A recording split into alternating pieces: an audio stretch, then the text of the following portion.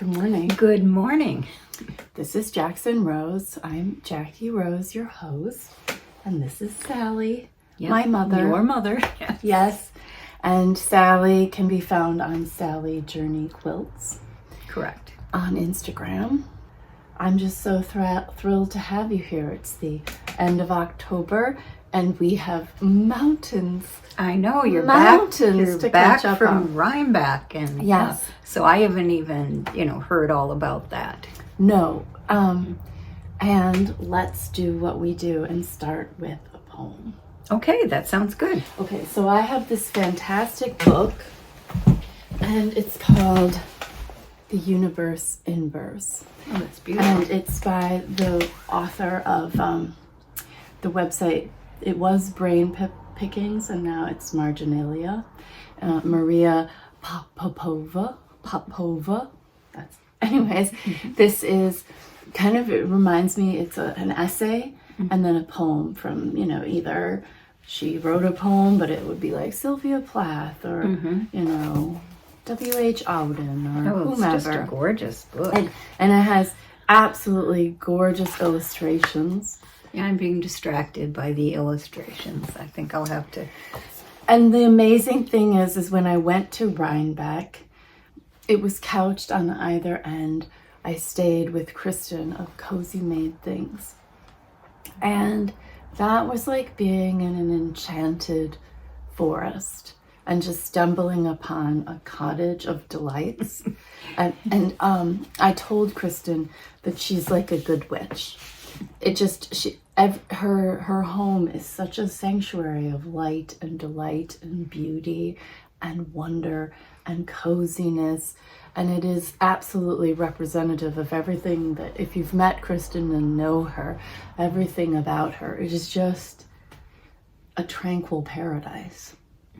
So maybe it was the first night I got there, because I had been in Chicago, in St. Louis, in Iowa. I'd been all over, and I arrived and we just sat on the sofa and she knit and I read out loud from this book. And I read her most of the book while we were together. There's a few chapters left. I want to share a little with you. I want to share the poem about the mushrooms. Oh, it's so incredible. The poem about the octopus, so incredible. But I think what I'm going to read to you this time around is the one about trees. So there's a little essay that accompanies it and then a poem. So her essays are beautiful. And then the poet is Jane Hirschfield. Okay. Oh, so it's not her poem. She's just a compilation of... Sometimes they're her poems. It is? Yeah. So this is hold on, 4 paragraphs and a short poem. But I think this is going to be a really long podcast. It's going to be... So if you're new here, welcome. If you're coming back, thank you. And especially thank you to my patrons that help make this happen. But... you'll definitely, I'm feeling very chatty and have so much to share. Well, I'm glad because you've been so tired since you got here. So this tired? What do you mean? Well, just excited, but you've been you haven't been as chatty. Oh, okay. That's what I That's right. I tend to save it up because I knew we were going to podcast together. Okay. So you can ask me all the questions now, Mom. Right. Okay. Okay. So this is called Trees and the Optimism of Resilience. Trees grant us some of the richest metaphors for our own lives, a polished lens on the quality of attention we pay the world. Quote, "The tree which moves some to tears of joy is in the eyes of others only a green thing which stands in the way," wrote William Blake. Walt Whitman considered them our greatest teachers in living with authenticity. For Hermann Hesse, the key to existential joy was in learning how to listen to the trees. But far beyond the realm of human rested metaphor, trees are sovereign marvels of nature, dazzling in the native poetics of their biological and ecological reality. Their photosynthesis is nature's way of making life from light, chlorophyll, which shares a chemical kinship with the hemoglobin in our blood, allows a tree to capture photons, extracting a portion of their energy to make the sugars that make it a tree. The raw material for leaves and bark and roots and branches, then releasing the photons at lower wavelengths back into the atmosphere. So chlorophyll, extracting a portion of their energy to make the sugars that make it a tree.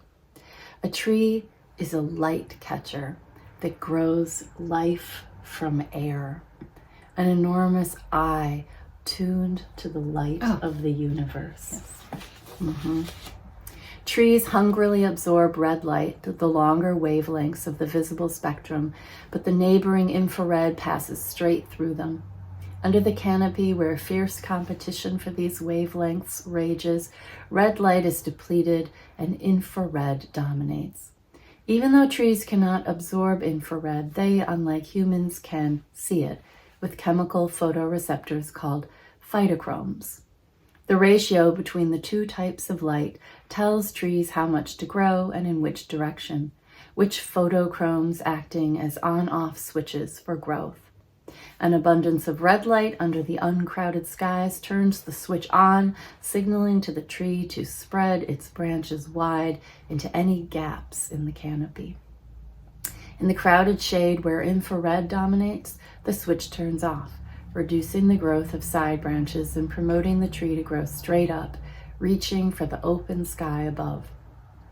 As summer recedes into autumn, cooling the air and dimming the light, the alchemy of transmuting light into growth becomes too metabolically costly for deciduous trees. Chlorophyll begins to break down, revealing the other pigments that had been there all along. The yellow of xanthophyll, the orange of carotenoids, the reds and purples of anthocyanins, turning the canopy into an aria of color. Meanwhile, the layer of cells by which the stem holds on to the branch is fraying. Leaves begin to let go, a process known as abscission. But as they denude the branches, they reveal the subtle nubs of the new buds that had been forming all summer, readying next spring's growth. Skeletal and pulmonary, winter trees rise into the leaden sky, their skin a braille poem of resilience. So this poem is Optimism by Jane Hirshfield. More and more I have come to admire resilience. Not the simple resistance of a pillow whose foam returns over and over to the same shape, but the sinuous tenacity of a tree. Finding the light newly blocked on one side, it turns in another. A blind intelligence, true, but out of such persistence arose turtles, rivers, mitochondria, figs. All this resinous, unretractable earth. Yeah. Yes. So, yes to resilience, yes to fall, yes to trees, yes even to figs.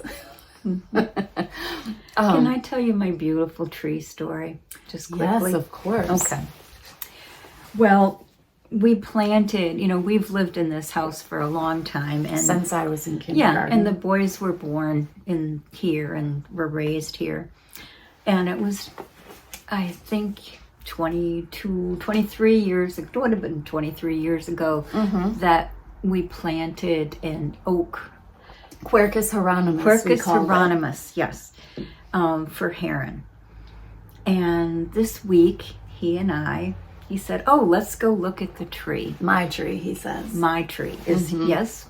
So we went out, and this young man who is now spending his days as an arborist, trimming trees and felling trees, and, and all this knowledge that he's soaking up. And you could just see in him this newfound appreciation for his tree. Because I said, my God, stand there. And this tree towers over our house now. I mean, it is way up there. It is you talk about the change in color. It is just beginning its beautiful change to bronzy, orangey, just gorgeous. And there we spoke, the two of us, about his taking over the trimming, the under branches, and telling me, well, this branch will be giving you trouble in the future. So it's better for the tree that we take that now, because it's less of a wound to the tree, this knowledge and this love. And he said, I love oaks because they're so strong. And and he loves being in them. He loves being in them, climbing them. Yeah. I know, being. He doesn't admire trees from the ground. He's in them all the time, and it's just so and they beautiful. have different feelings up inside of them. Yeah, each tree is different, and it was just a moment. My heart was just so full with this man standing next to this, because I can remember him as this little, just learning to walk in the pile of boy in the hole where the tree was planted. Root hole. Yeah. Yeah. And that's a red oak. Yes, and he said he remembers it. He said, I can go back in my memory, and I remember it when it was like this, So I'm going to go get the picture, because we're going to have a lot of time and I'm just going to go get the picture. Okay. I think I have it. I think I'll be doing some pasting together, but I also want to say, when I'm off getting the picture, that Joe has a tree too. But what's so funny is Joe has a white oak, but it's classic. I think it's a bur oak, isn't it? Oh, is it a bur oak? It's a bur oak. Oh. It's a native, yeah. Oh, I mean, he goes right for okay. Yeah. Okay. Pardon me. Yeah. It's not the pin oak or the red oak, whatever. Pardon me. It's much slower growing. But a squirrel planted it in our hedgerow, and we didn't have the heart to cut it down. And so it's just growing on the north side of our house. And the neighbors next door are just fine with it, because it's for future generations. And not that it'll shade their house. Well, it's an odd place to be growing a tree, but it has a taproot. So, exactly. The arborist told me, he said, oh, don't worry about that. It's not going to hurt your foundation, because that was what I was worried. But no, it's just, there it is. We have the most glorious tree also. I mean, I'm getting off topic, but we have a weeping hornbeam between our house and the neighbors on the south side. And hornbeams have the most beautiful foliage, and all year round they are glorious, and it creates this curtain of green. It's so beautiful. Oh, it is. And Kristen planted an oak for her future neighbors too. Yeah, okay, I'll go get it. Hold on, I'm gonna go get the... Okay, there's the little hole, and it says Quercus Hieronymus, and then there's the little tree. I don't know that I have a current picture of the tree, but maybe we'll get you one. I just need to show you Heron's baby pictures. Yes, he was like my first knitting project when I learned to knit. Making fun. We have so many knits of Heron's. I cannot believe we're starting this video with Heron's hand knits. Oh, there it is. The gigantic things that you... There he is, just and the H sweater. The H sweater. Oh yeah, I'll show you that one. It says, there's poetry in here, so let's read another one. A gold charm. Awake, glad hearts, get up and sing. It is the birthday of thy king. Awake, awake, the sun doth shake. Light from his locks, and all the way breathing perfumes doth spice the day. I mean, I was so in love with Heron. It's so crazy. I mean, both the kids. This is an old black and white, but I'll show it to you anyway. See him, his little hunting sweater. Little hunting sweater, that's me. It looks like 10,000 years, that's 10,000 years ago. And I don't know, here's a better picture, but do you guys know, Toot and Puddle? Holly Hobby's books. We loved Holly Hobby so much. This is Toot. Okay, so then Heron got his own little H sweater. And I was just cleaning upstairs. I'm not gonna go get them, but I found baby sweaters upstairs. I know, and that's sweet. I gave a bunch of his sweaters to my friend Asma when she had a baby. And so I don't have very many of them left, but I have a few left. And they're up in a box. And the H, of course. I have the H sweater, and then that adorable Debbie Bliss double-breasted reefer jacket, I think it's called, with the matching hat. Okay, wow, are we getting... sideline, but all you have to do for, plug in the children, and off we go. Yeah, and Heron did, and then we'll get focused, but he did learn to knit mittens last winter, and I have all this footage, and I've never done anything with it, which is basically the story of my podcasting right now. I have a lot of footage. Well, I think it'll be fun, because as during the winter, I think you should just put up this, who cares if it was from a year ago or whatever. True. Okay, and what do you have there? Speaking of trees, this little drawing here, which is a marker drawing, is by Joe, her younger son, of a beautiful tree in the Arboretum. Oh.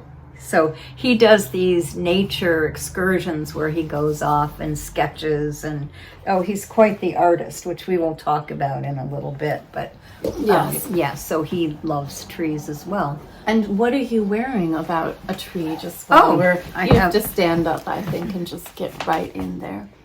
Yes. This. Oh wait, right on. Isn't there. That beautiful? There you go. Yes, that is beautiful. That was from Pittsburg Mercantile. Yes, I think they're called Trovalor or something like that. Is that the name of the brand? They come in these little boxes, and each one of them has a story. Trovalor. Yeah, they tell the story, and they're beautiful. Each one of them is exquisite. I am currently amassing a little collection because I love making collages with them. And I had, and just they're so insouciant. Oh, they're beautiful. I mean, I love this. I have the bee that Yes, I got you the bee one too. And I love a unexpected fly on your beautiful sweater. The trouble that I have that happens to me sometimes is I'll wear it on a jacket or a sweater, and then I'll put the jacket or the sweater away with the pin still on it, and then I lose it in my wardrobe somewhere. I did that. So I don't currently know where my bee is, or my fly, but that's okay. It will show up like the Miles Davis t-shirt. Oh yes, because I've been doing some cleaning, and imagine that, things show up. Yeah. I wanted to talk about what I'm wearing and what I'm doing, even right away, just because while I have your attention. Oh, we've got time. I'm just going to enjoy it. Okay, that's true. That's relaxed. I have no agenda. That's true. No agenda. So, I have two things to talk about what I'm wearing, though. And first, I'm going to say these pins.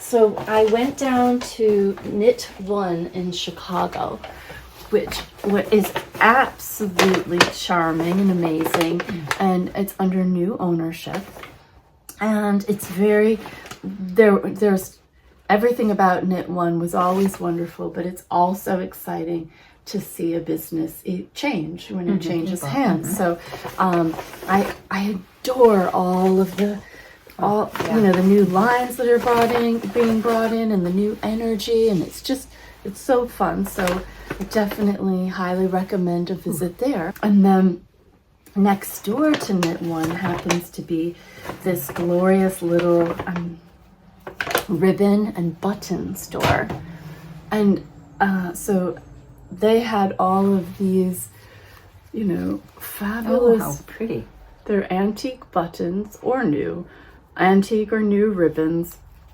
and they're just these fabulous pins that you could wear on your like a tie, or whatever. And I also just bought quantity of ribbon from her, and I'm like, she has gorgeous ribbons, right? And But it was funny because when I was in Rhinebeck and I saw Caitlin of Wanderlust Knits, and she was looking fabulous in her new vest. I cannot quite remember the name of it, but it's a little cabled vest. It's just perfect. And she had on a ribbon brooch, and I said, "Oh my gosh, I'm obsessed with those." Well, Caitlin informed me that it's from its fad might be from somebody in Paris, Emily in Paris, something. It's a TV show. Yeah, that wouldn't surprise me. I don't ever watch really TV, so I'm out of the loop It'd on be a all of fun these one things. to pick up. We started it. And you don't get time. I just don't care very much. But whatever, it's all good. Jackie. I'm sorry, I just get I go for We've been trying to get her to watch The Bear. I know. You know. I'm very involved in what I'm doing, and I don't have time for, you know what I mean? I get so happy in my own whatever. I hear you. So, but these pins are just next door to Knitwear, and she couldn't be nicer, and she just has so many, and it was just so much fun. Some she makes round. If I find one when I'm up, I'll show you the round one. Do you mind if I just stand up and show this? I'm gonna go back here just to show you this jacket. Mario, who I love and adore, and some of you may have seen some of his tailoring videos with me. Mario of Minetti Tailoring. He's just a master of all things about fit. He shortened these sleeves for me. This is a very, very old jacket. It was found in a thrift shop in London by Jay, who's the owner of The Bounty. And I'm telling you all of this because I want you to know, if you're local-ish, in the first 3 weeks of December, I'm doing an artist in residence at The Bounty, which is just, I'll pop some pictures in. Jay, I believe, was like the menswear designer for Land's End or something like that in a previous iteration of himself. And now he goes out and he collects vintage clothing and vintage furniture. And there's just rooms and rooms of these beautiful collections. And then, but he doesn't want it to just be a retail space. It's also a living community space. So he has artists in shifting through. He dedicates the front of his store to a potter, a woodworker. He had like a denim designer who does all of that incredible like salvaged reworking material. Weaving denims. And just straight up painter who had just gotten back from France. I loved his paintings. They were so beautiful. So I feel very excited because knitting is going to be represented. And I will be there, and I will be teaching workshops, and I'll be there a ton, and I'll be able to match my knits with the vintage clothes and just be making videos and knitting and interacting with the public. And I will have tons of yarn there. Pearl SoHo, it's very exciting, has sent me the entire linen quill palette to use as like a display. Wow. And so one of my plans while I'm there is to make an Advent shrug with linen quill during the residency and involve people who come into the shop. And so I will be both teaching knitting workshops and just hanging out and making videos and talking knitting with non-knitters. But if you are a knitter, yes, go. I mean, it's a treasure trove, wonderland. I got this from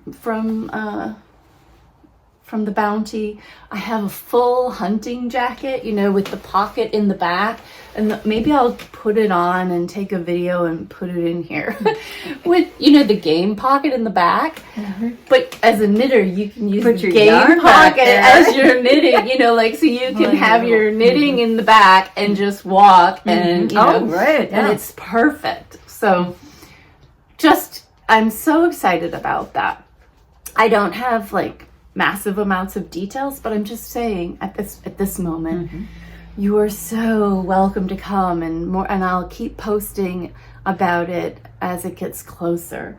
But it's a great way to spend time having knitting juxtaposed with vintage, and you can vintage share pieces, trying some of the clothes on with the knits and how to accessorize. I mean, he has the most exquisite taste. So I will pop some pictures in of what the store currently looks like, but it's a complete delight. And whether you go to the Bounty because I'm there, or just whenever, if you're in Madison, definitely follow his Instagram account. And it's on Park Street, isn't it? It's on Park Street. So it's and easy to get to. There's just several rooms, and there's sofas. So it's basically like perfection in this way.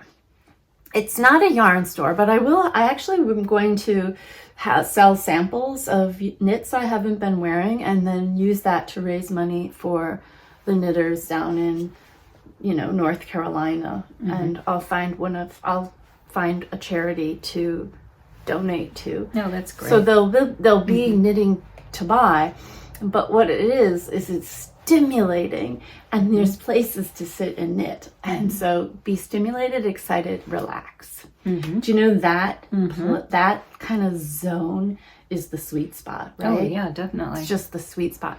And so he's created this community space where it's all about the value of making and enjoying the actual like artists and people and crafts people and their ideas, and having that be at the forefront. Well, plus that whole upscale recycle, reuse, the vintage, the furniture. I've been doing so much of that with Lily. Yeah, right. And I'm just like, I don't think I never even, I used to do that kind of stuff with auctions and stuff, but now it has become like so wonderful to go, and I'm so looking forward to it. Yeah, and he takes trips down south and gets things, and takes trips to Europe and brings things back. Well, it also gives him an excuse, because what I do is I can only, because I'm not gathering for a shop, I'm just gathering for myself, and I have to leave things behind. But boy, wouldn't that be fun? Well, it's such a small world too, because like a well-made story is this leather company that, do I have it right here? Yes. So I got this bag when I was in Flock and Fiber. I'm about to show you. I love it. It's just so cute.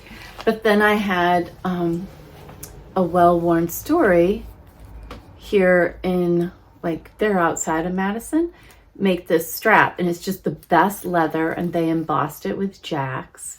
Aww. And it's just so good. Just darling. And so, and the bag, which I'll show again because I love that. Yeah, fine.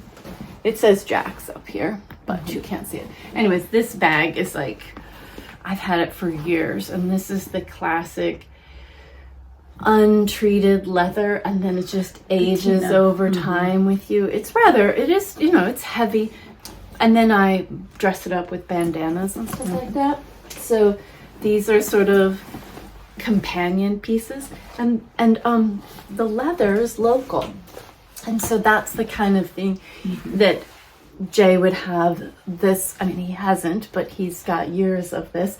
He could have them in his shop showing how they did these things. And it's such a cool enterprise. And I guess I'll be done. I was just going to say, I picked up a belt when I was visiting Debbie Korb, and I was with Charlene and Sarah, and we were in Greenwich Village at this menswear shop, and it was this handmade leather belt.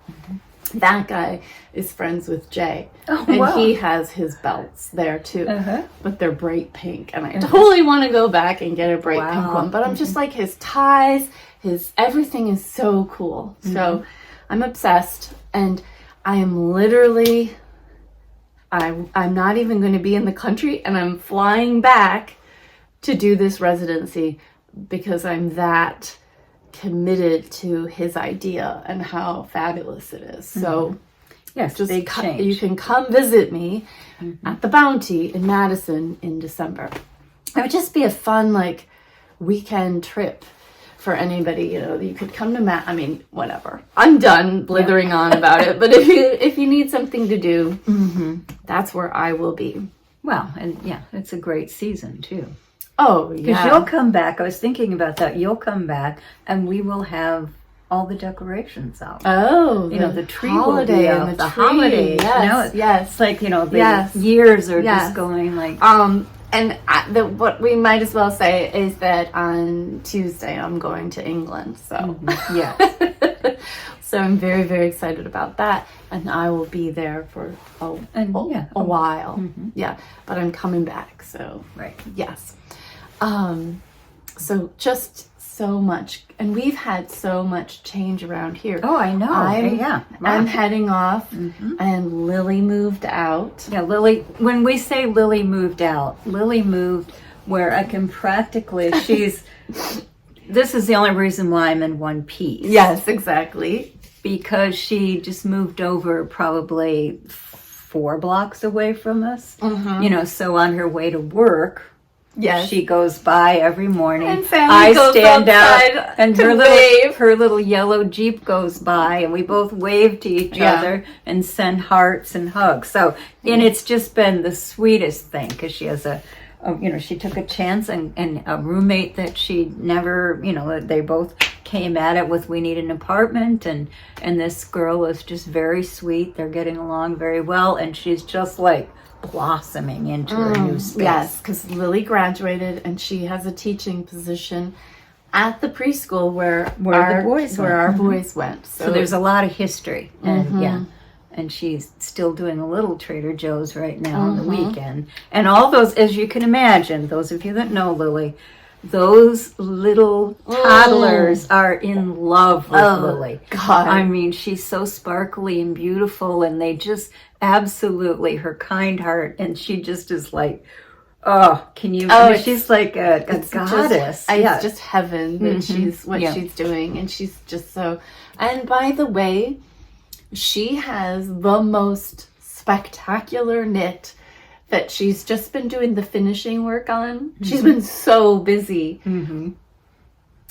Someday I'm gonna get her on here, and you're gonna have your minds blown. Yes. It is so good. It's one of these like, oh my God. Yeah. It's her Galway wool. Yeah. So it brings the sheep from her Irish trip. Yes. But we're not giving we won't give anything any of else it away. Okay. But it's just like, amazing. Yes. Amazing. Well, I've been helping her pack up all of her works in progress and stuff. And so it's been kind of fun going into a project bag and I send her a text and go, do you remember this? And she's like, oh my God. So so there will be some when how it is, the chi moves when you move or you change. Well, the change, it just happens, and so things just like. You have the coolest. Do you have that puzzle?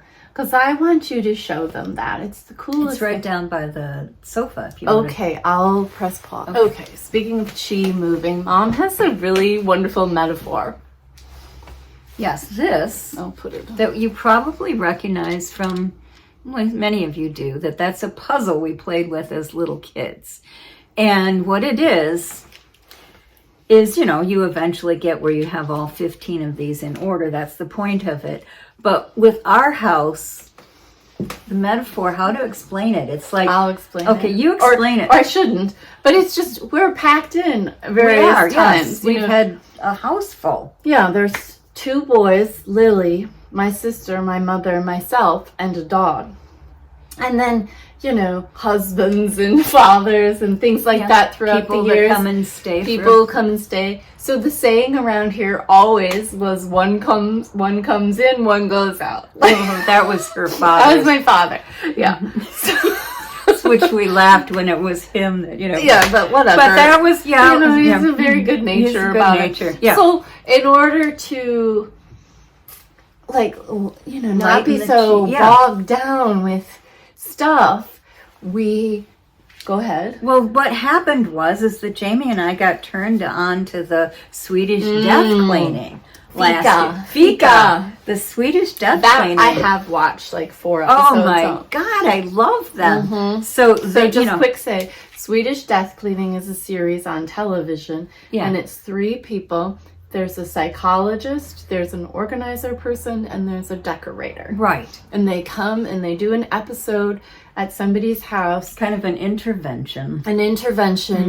And you watch and you cry and you're just like absolutely overcome with, you fall in love with these people and all of their stories of clinging to things. But the idea is to actually die without being burden the people that are left behind. So, I mean, that's the concept of it. But what you're doing, whether you're doing it because you're going to die, which we all are going to do, or you're doing it just simply because you're overwhelmed by all your stuff, it's this process of really going at your things in a very lighthearted way, actually heavy in some ways, but lighthearted. And like what we've noticed is when we've been doing this is like Lily went off to Ireland for the semester.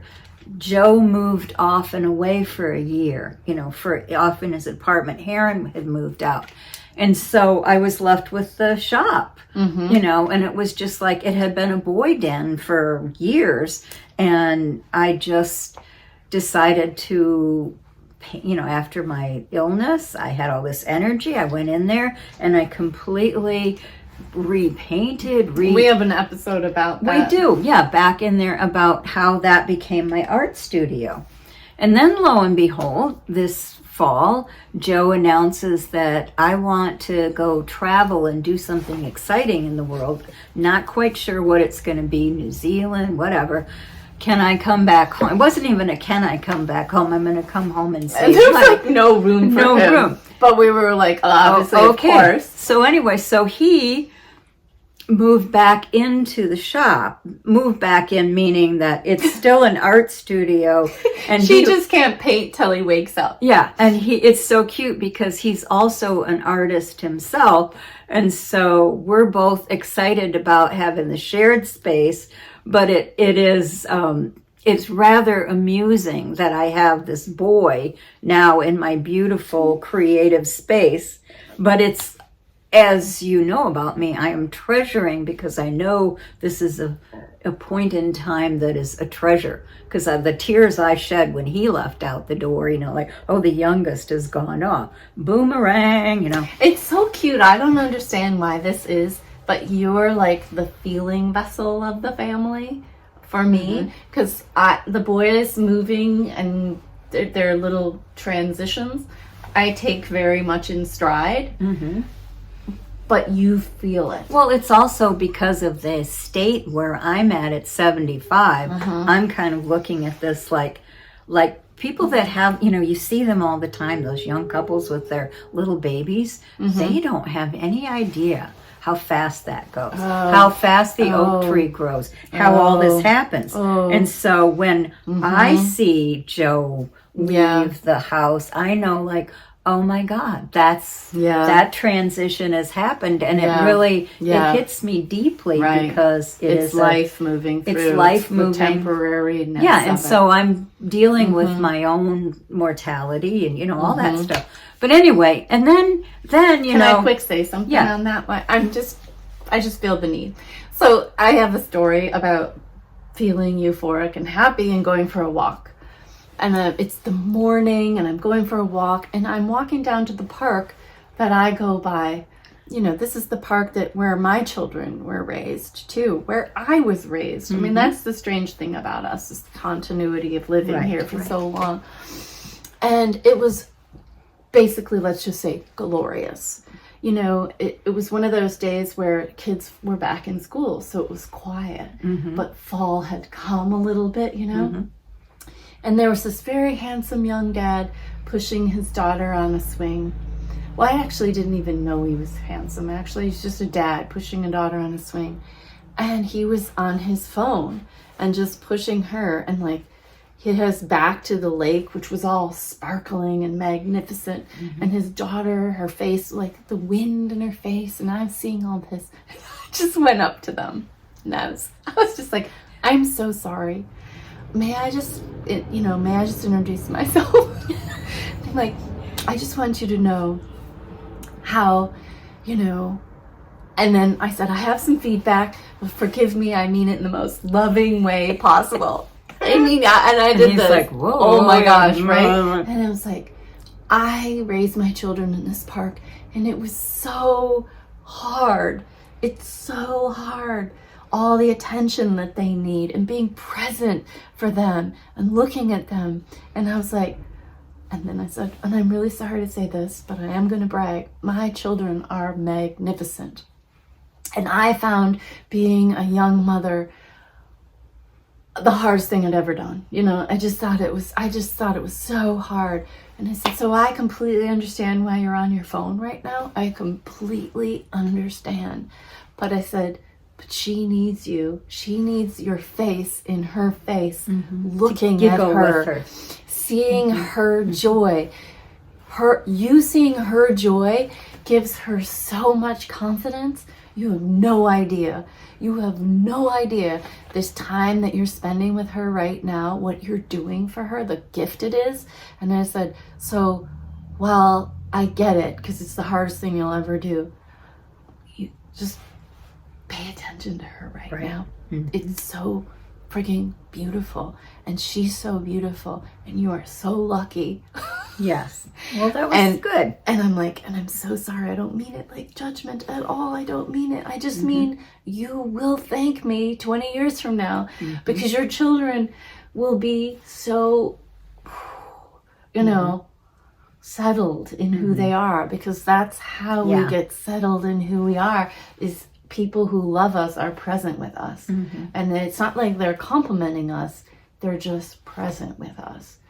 And it's very, very, very hard to deliver, especially that first 4 years. Good Lord, I thought that was so hard, personally. I know, and the message that is so in there that you get as a grandparent, even when you step back that next generation, is it's just, it really is that true gift, because if you can be a grandparent, and I always say I was the luckiest grandma in the world because I lived with my grandchildren, and but what's, and more like I was the luckiest mother in the world, because their grandmother lived with them. But anyways, back to you. I guess what I'm trying to get to is that now in their 20s, I'm seeing through them, through what they're coming back with me and telling me about, is how much they were paying attention to me. They're showing me what I look like through their eyes now. Interesting. Tell me more. Well, because I'm getting like, oh, Grandma, I remember you doing, I remember looking up at you. I remember, that's always a joke because I'm so short compared to them. But just that I can see that they remember. Do you remember the monarch coming out of the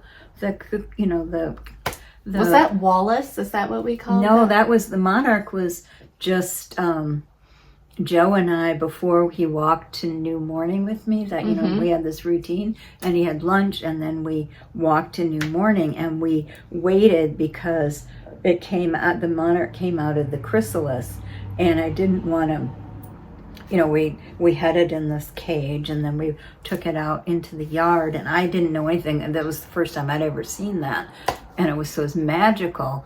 But there I was with this little, probably 4-year-old. Do you mean you had a dewy, fresh butterfly? Is that what you're talking about? A dewy, fresh butterfly. Okay, yeah. And it was just like it, we watched it go from, they're just so vulnerable at that time. So I didn't want to leave it. So we didn't. We just stayed and we watched it. And he remembers that. He was 4. He has this recollection of that, and so when he does things like this, that is a direct result of being on those walks and the arboretum, and how many times did we take them, all that stuff where you're truly paying attention. But anyway, that's just, and people, whenever I'm on my Instagram feed, and like Catherine, a Bed of Roses, shared recently on hers that she's going to be a grandma, and people that share that, and it's just like, oh, you're welcome to this club, because you just can't think of anything grander. It's such a reward, because, wow, I mean, you don't have the responsibility. It's different. It's not as...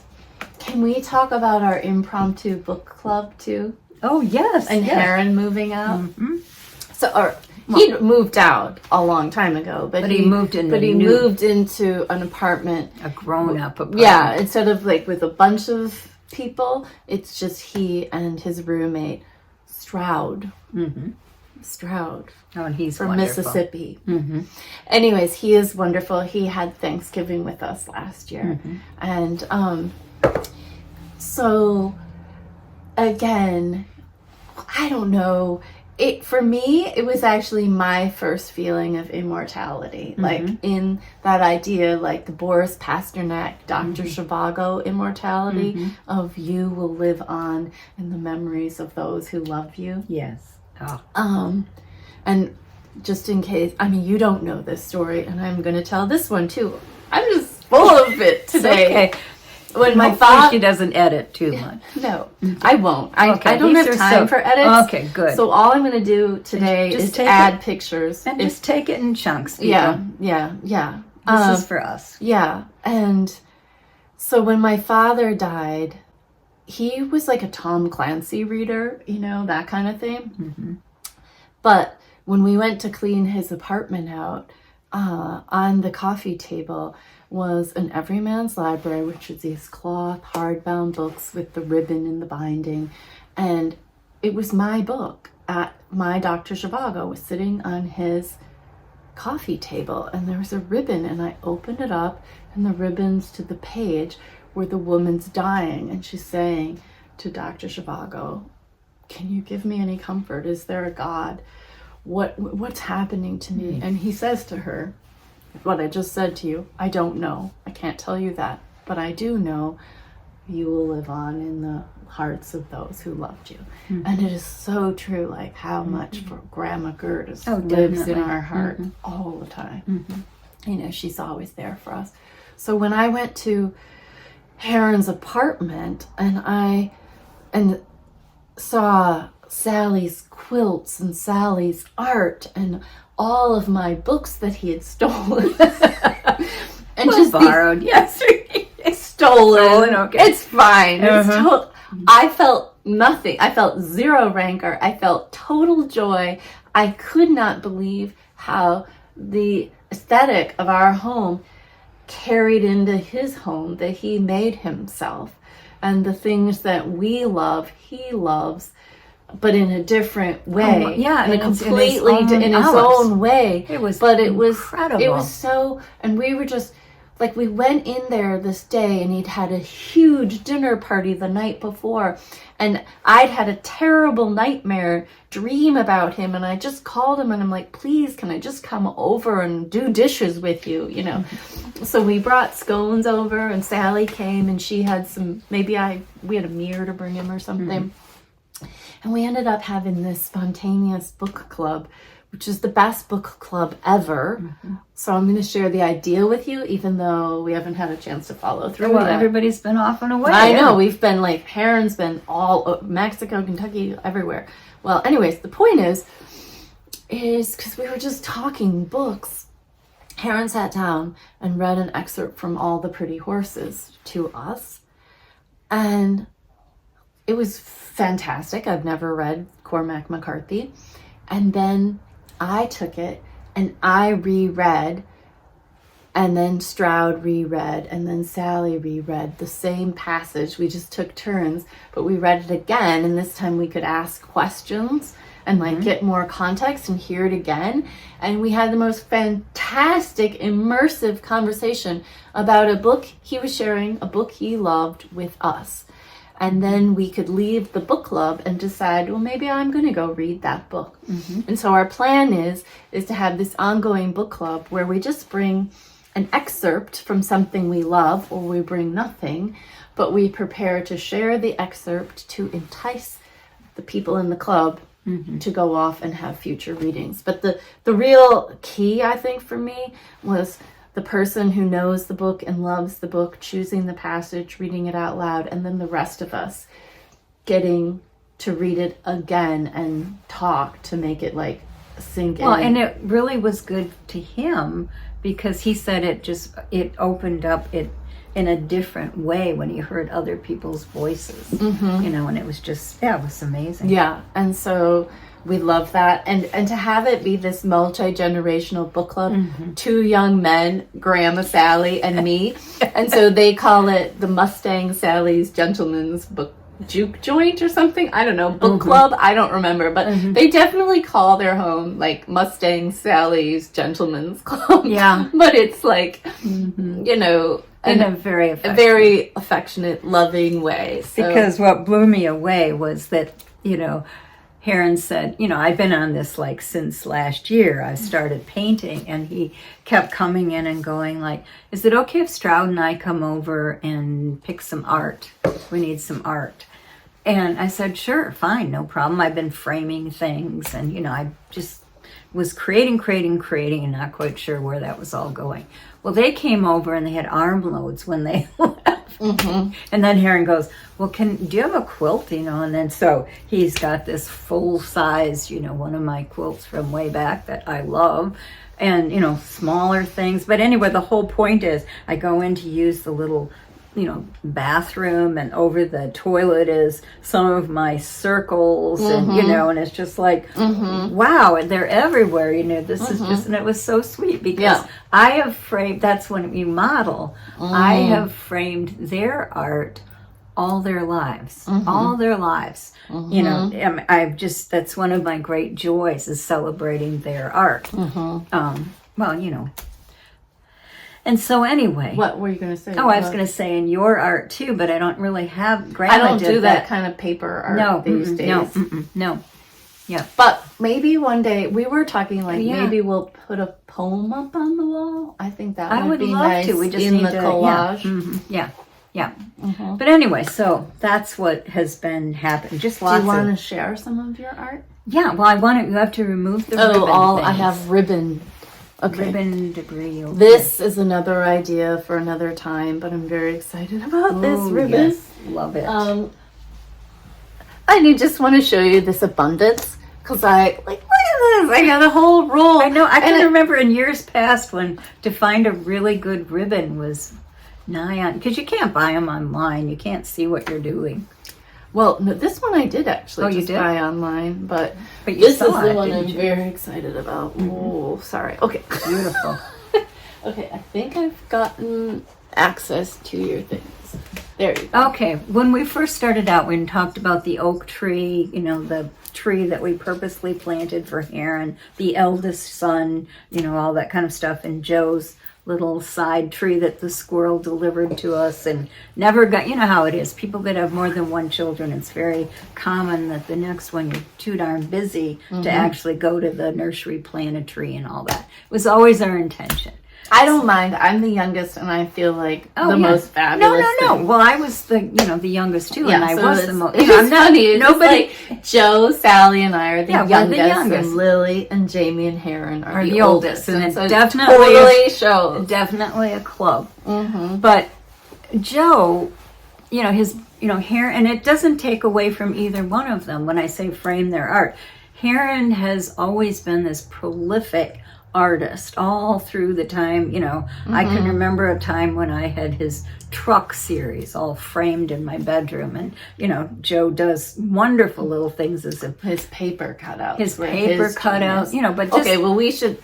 But okay, yeah, sorry. But now, forward, where all of a sudden, I think it was about a year and a half ago, before Joe moved out, went out into the shop, and he had, you know, his friends over, and he had put brown paper tape down. It was something his father did on this table, and they drew. And, you know, when I went out there to get something from the shop, I discovered, lo and behold, these drawings. And I don't have the one that really started me off, but is that downstairs? Yeah, it's hanging downstairs. I'm not going to go No. there. But anyway, so what we discovered, if you could get it, is Joe has this incredible gift of drawing. You know, he has these marker drawings, and they come in, you know, like he's got blue and white ones. That's basically what the tree was. And, you know, and I always made a point of making sure that he had the right, you know, really equipment. Tools. You know, I've always done that. And he just, you know, I brought him something back from my trip to Door County a year ago.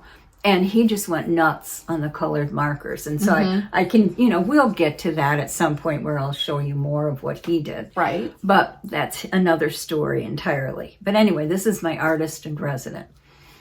Joe. Yeah, he is. Yes. He's, you know, I'm going to be one at the Bounty, and Joe is currently one at West Lawn. So in the studio now, we have my art all on one side, and then we have Joe's art kind of starting to consume a whole wall. And then every time his brother comes over, it's, oh, I want, you know, practically as it comes off. And Joe is such a kind and generous, he's like a Buddha, you know, I mean, he is so beautiful. And he's like, I, you know, enjoy making them, but once they're done, I mean, I just give them away. So, you know, he's giving them to people, and, you know, and I've been framing things, and I'm going like, let's just get some gallery space here. So we've been doing that.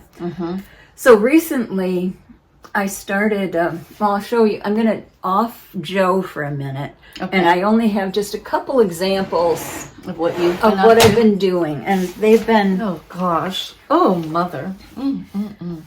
Okay. From my quilting, I have been obsessed in the last couple of years with circles. You know, circles, circles, circles, and it just, you know, I took up watercolor, and I tried to do I tried all kinds of things. You know, I have flowers and realistic trees and you know, and all that kind of stuff, but there was something about when I dipped my wide brush into the colors and took it down and twirled it and made these circles. I have been going I just love it. I love it, love it, love it. And I have like tons of these. This is only one type of painting I've been doing, and I'm going to put lots of God, they're so beautiful though. Because what happens is, and you know, and I don't know whether they translate, but there's pen sketchings in there, and, right? You know, so it's just like your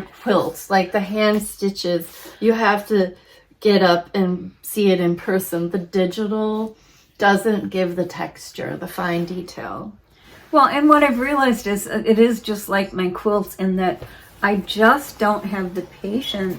It's not even patience. It's like I want to just explore on my own. And I've been, you know, like you know how it is on the internet. There's classes and there's this and there's that.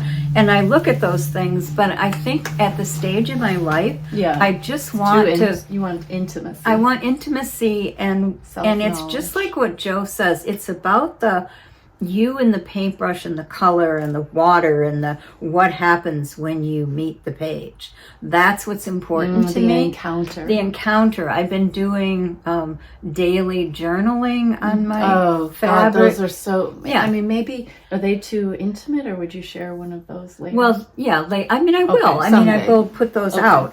This is only. I'm gonna have to do my own. Yes, you will.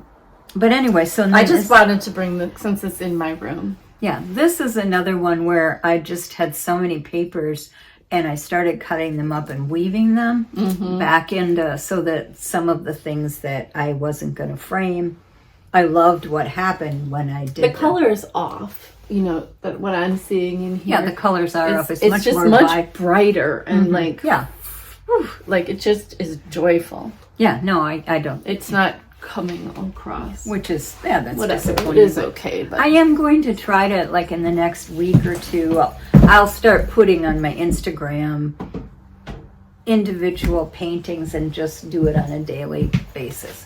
But anyway, so we've been in like having just a joyful time, Joe and I. And then the other day, he said to me, Grandma, I would love it if you would paint, just paint something, and then I can take it and do my thing on top of it. Oh, okay. Oh my dear. gosh. And like, that's such, like, what a beautiful idea. And then look what happened. I have done the coloring behind. These remind me of William Blake. Like, and that you can't, that just does not do them justice, but it is the most gorgeous thing. I just absolutely love these. And, because when Heron was a little boy, he and I did collaborations. All the time. All the time. And so to have, I think it's like yes, that. Yeah. I just was trying to... And this was another one where and this reminds me of Moment Troll or whatever that is. But... Oh, his work. I mean, he is like this master without even, he hasn't studied any of these things. He didn't even know really who Matisse was when he did the blue and white. And I'm going, have you studied? And he goes, well, no, not really. So I showed it to him and I said, when I get back, we need to go to some museums. We do, because I think, when we have gone to museums, but even more so. So it is just like, my artist heart and grandma heart are just commingling in this pure bliss of pleasure. So even though I am a morning person and would very much like to be able to go out and do my daily practices out there in the shop, I'm looking at it like this is only a couple more, a few more months probably of him being here, and suddenly he'll be like that monarch again and, flittering off to wherever. And he'll have this story of this time where I'm not nagging him about, when are you going to get up? I need to get in. So I'm finding, I've been quilting. I have lots of things to keep me busy. And then we have spaces, like suddenly Lily has moved out of the 3rd floor and I'm going to make that into a creative. Yeah, that's where I used to be too. It's like a skylight, gorgeous. Tons of windows, front, back, side of house light. So that'll be another studio space in, for all kinds of things. A guest bedroom, a feminine retreat of fabrics. I will say yet again, speaking of which, I can't help but say Kristen's home was so magical. Yeah, she seems like a kindred spirit, like a really. I've been so impressed with just the connections. She's so modest. Modest, yeah. She is so magnificent and so modest. I'm sorry. Yeah, those of you who know me know that I don't have her modesty. Like I'm obnoxious, but like God bless me, we all come in different flavors. We do come in different flavors, and that's. But I mean, it's so thought. I guess it just inspires me because it's like it's a home environment made with love after love after love after love. It's just subtle decisions of going toward what gives you pleasure, and a sense of what gives her pleasure must be very acute. And then she just responds to it, and it's the slow 30 years in one home by an apple orchard, every little, every swing hanging from the tree, every leaf falling from the tree, every beam of light has been noticed by her. Well, yeah, and that's what, and I can attest to that because that's exactly how I live my life, is it's like I go down and I sit below the chestnut tree and these glorious orange leaves falling upon me, and it's that whatever, her secret, and what I think is the secret to life basically is to be in the moment, the present moment, as best we can, because we have, it doesn't mean you stick your head in the sand. That's opposite of that. It's taking in yes, buts, all that stuff that's going on at one time. But as far as a home is built over time. And that's part of what, Jamie and I went up to, we're still in the process of Lily's abundant creative self has left a lot of her abundant creative self in the process. And her transformation from like a girl to a woman. Oh my God, has been taking place in front of our eyes. In front of our eyes, and it's got material, waste. Yeah, and it was so cute because I said, Lily, you have so many beautiful things. And she said, I know I do. And she just has this and it's but she's curating it. Mm-hmm. She's carefully curating it. Her bedroom, she's surrounded by, she doesn't have a closet. She just has clothes racks of beautiful. Oh, the whole, it's like a dream. It basically. Is. All the walls are clothes racks. Mm-hmm. And then just her beautiful wardrobe. And her beautiful bed that but it's been over time we've watched it. Mm-hmm. And so we're in the process on the third floor of having her go through, and she's doing weeding out the things that are going to go off to the universe. Doesn't spark joy. It doesn't. Well, even if it's, that's the thing about Swedish death cleaning that Emma or Ella? Ella will tell you, that's good for somebody else. You liked it, but now it's time to, just because you can love something, mm-hmm. This idea you can love something, it can be very beautiful, but you don't have a place for it in your life anymore. Right. Well, that's also what I'm hoping about these hand knits that I'll bring to the bounty, that I'll have for sale to raise money, is that they are treasured, and I don't want to just send them to Goodwill. No, not at all. I want them to be recognized for what they are and all the memories they hold, but I don't have to have them forever. Mm-hmm. Yeah. Yeah. Well, and that's part of what, with my excess of paintings too. Mm-hmm. I do eventually have to send them to, it's just energy moving through. Moving through, and I see why artists have to sell their stuff because, it'd be silly for me to go out and... Well, it boils down to life force, and it comes through, and it's meant to vivify the world. Yes, your life force is meant to be shared, know. Well, it goes way back to your tree again. That's that stuff that comes out of the air, and we do the same thing. We bring that into us, and I was sitting there with Joe going on. He said, "We don't really know what consciousness is." And I'm going oh my God, who is this? I'm this little tot that that held my hand across the street is dealing with the wonders of the universe. And I'm going oh my God, I'm so grateful to be alive. And this old woman who I look at, and I see my grandmother, my wonderful, cherished little grandmother. I see her in me all the time. And I just learned that I'm Grandma Gert. Can I say why? So my hair, the person who does my hair, I like my hair color. I like it. Mm-hmm. And I said, I like it more now than when I was young. And she goes, well, that's because she said 70% of your hair is white. And I was like, oh. Mm-hmm.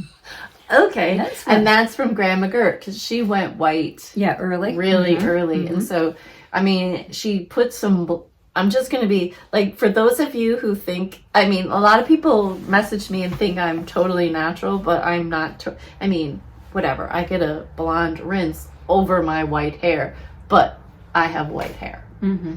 That is a lot of information. It is, but that's okay. Whatever. But I love that it's Grandma Gert's white hair. Yes. That's what I mean. And I just, all the things that, whatever happened with aging, it's nice to be given the gift of my grandma's hair. Mm-hmm. And I can carry that around with me, and it's mine, but it's hers too. Mm-hmm. It connects me to you guys, if that makes any sense, and feels good. Yeah.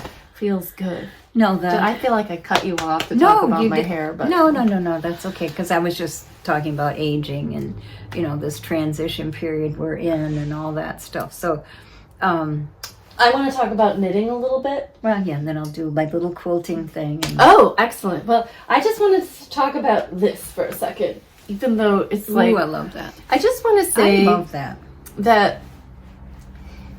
you That know, would be I want lovely. to change the practice of not just only showing the things that you just made, because, like, I just want to say that lovely. this is Soho Square, and this is one I did after I had my colors done by Melissa Jenkins of House of Color, and we discovered Yes. that we are summers. Mm-hmm. So these two colors are summer colors, and then these are the original half and half triangle wrap colors. This thing is so wildly versatile and so dramatic. I cannot tell you, like, when I go traveling and I put on, like, say I have a corduroy suit and then I put this on, it's just like billboard, hello, I'm sorry, I'm gonna say it, I'm fabulous. hello fabulous. It just makes me feel fabulous. But I also, when I'm traveling, I can take a nap and I have a blanket with me. Oh, yeah. I can be on the plane and I have this.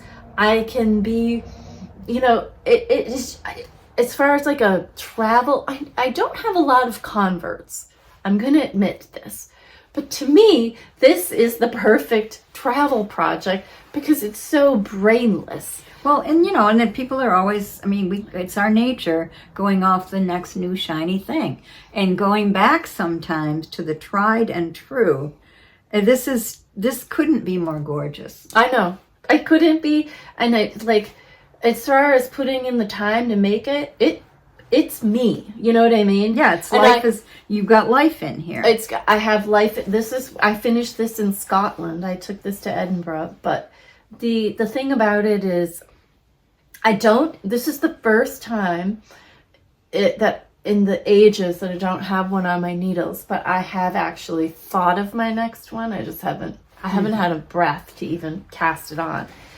Well, it's okay, Jackie. But I just wanted to say how much joy it's given me. And it was cute. Yesterday I was at my local coffee shop and someone came up to me, and I didn't even know this was a possibility, and she's like, I love your Soho Square. I have one on my needles right now, but I ran out of yarn. And it turns out, and I'm just going to say this for the world, there are 3 sizes. There's the wink, there's the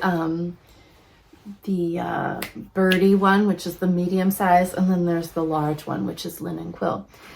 Sometimes people want to do the very large one in birdie, and they think, oh, I'll only need 4 skeins of birdie, but that would not be the case. And the woman in the coffee shop was like, oh, Jackie, you must make a large one sometime in birdie. It's magnificent. Having huge birdie one, all my birdie ones, I'll just grab one. I'm enjoying this. It's kind of chilly right now. Are you enjoying that? I am. Yeah, very much so. Okay. The wink, you know, it's just a little number like that. There's wink.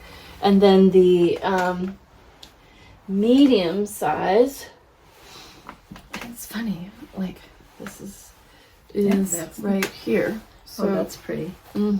So that's so pretty with jeans. Faded it's very good with jeans. So this is the small size, or the medium size in birdie. And so that's gorgeous. Right. And so she was suggesting I really need to make a big one. I did, you know, so that's a big another birdie medium one. Yeah. And the thing about these is it's just very fun to, again, you pick up, you guys have heard me say this 1,000 times, but you still have to make them, which still takes time. Pick up, you can see from here, this color that I had in this, I had leftovers and it ended up in that sweater.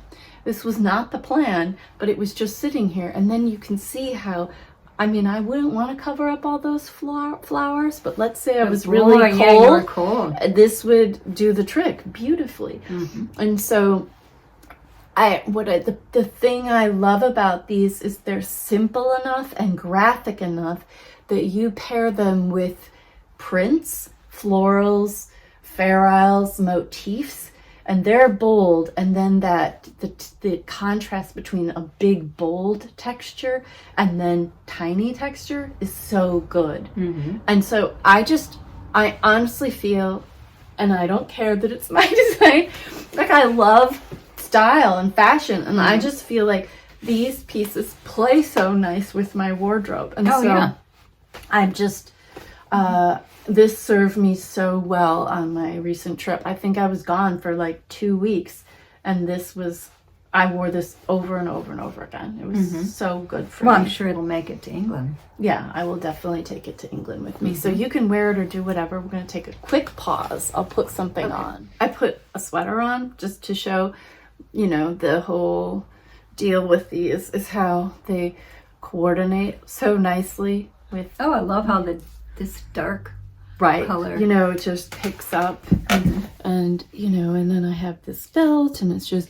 And the other knit that, I'm just going to talk about, and I will talk about this in just a second, but I have circles swirling in my head with all these colors. So this is Fabel Knitwear's, I think it's called Wally Breton, and it was a stripe. You can see the stripes in the camera right now, but it is petal birdie held single with Lamb & Kid's Porch, which so pretty. is, I think it's like a wool silk cashmere blend, and it's fingering weight, and it's just a very, I love the subtle stripes, and of course I love her puff sleeves. It's got a folded over collar, which you could unfold and have like high, but I like it folded. And it just stays down, so I'm not even going to sew it down. And then cute little puffs. That's just adorable. But I chose petal because I had knit this Friday Shrug with the release of Shrug season. This whole colorway, excuse me, boy. The back fuzz? Fuzz in my, that's what I have. It's the fuzz. When I first released the Friday Shrugs, I wanted to do this colorway like based on a French anemone. I love French anemones, the white ones with the blue, black, purple center. The blue, black, purple is one of my favorite colors. It's just like, I love that color. So this Shrug picks, this sweater is, literally designed so that I could be worn with this. I know, and if you could see, I'm going to let you stand up because it's so pretty with jeans. And then you have jeans on, and the colors just, whatever. So there's that. And then I showed this on Instagram, and I'll show it again. Like, this is the bag I always wear. So there it is, right? I guess I could go back a little further so you can see. Right? I don't know. That makes me ridiculously happy. And the thing that I'm a huge advocate for is the hand knit wardrobe, the pieces interacting with each other, rather than trying to make each piece. It's fine. Some, like the sweater back there that we'll talk about in a minute, doesn't need any accessories, but I like the idea of us showing up and the layering of the different pieces. My color, you're just like, I feel like I'm in a candy store. Oh, it's just thank you. So beautiful. Well, we have a giveaway that we need to do on this podcast. Maybe we could do it right now because we have a quantity from the Lamb & Kid for a Friday Shrug kit. It's not this colorway. I'll pull out what it is. And La Mercerie has given me a quantity for a Shrug too. So I will, at some point during this video, press pause, show you the yarns, announce the winners. But right now we're just gonna carry on because I would have to stop.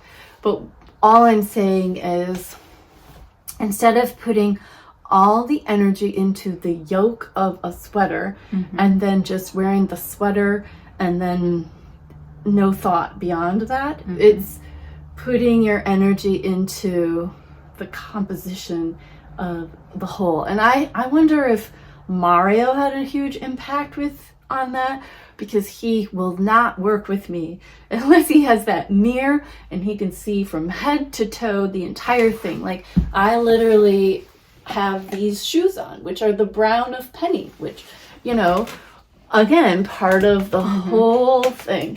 And your brain just expands to think about the whole outfit, the whole wardrobe. This belt is from 45R. I got it when I was in New York. I mean, it was a splurge, but it is my palette. And so it was like, it's so worth it. And this is being the woman I always wanted to be. Like, this is being the woman who isn't, I don't give a shit, excuse my language, about the fall trends. Don't care. I care about, like, the way Kristen has been intentional about her home, and you can just feel it when you're in there. It just feels, it hums with this, her presence.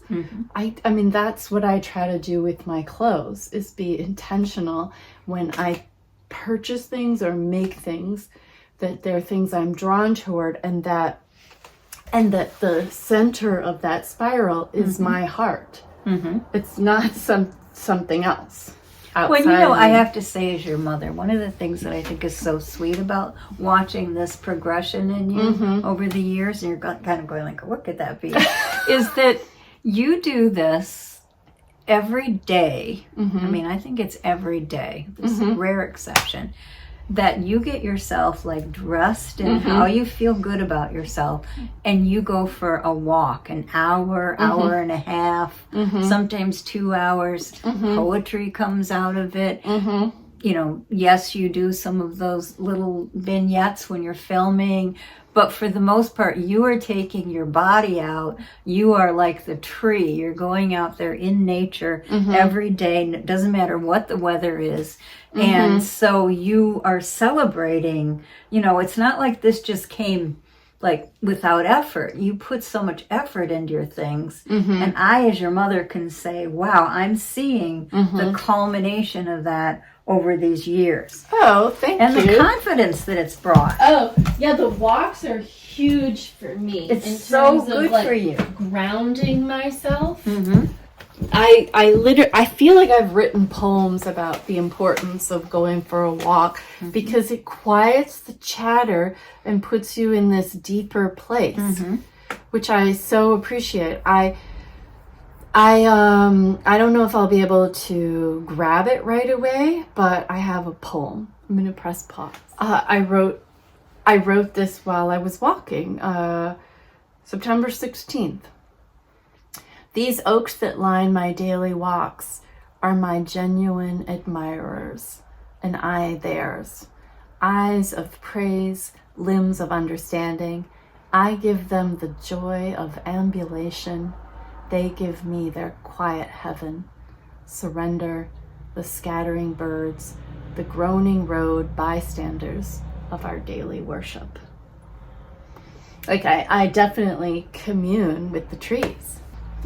A tree adorns itself. We can adorn ourselves, and it just feels very we are wholesome. all part of this incredible creative creation. Yes. You know, that's just stunning. Yes, stunning, stunning, stunning. So this is knitting. We finally got some knitting. Yeah. I don't even know what to say. Well, I love this because, you know, like I'll go off to Talbot's or J. Jill or something, and they have, because that's where I can't whip these, I don't choose to whip these sweaters out or knit these sweaters. And so when I see this, I'm going like, that's really beautiful, because you're going, this is so simple and yet so complex. Thanks. That's what the yarns of this, it's just gorgeous. Thank you. Yeah, thank you. I mean, this is like, I hate to say it, but this is like this. I mean, that's what that is. That your outfit is this. Oh, true. Look at that. So this particular one, I personally did not knit this.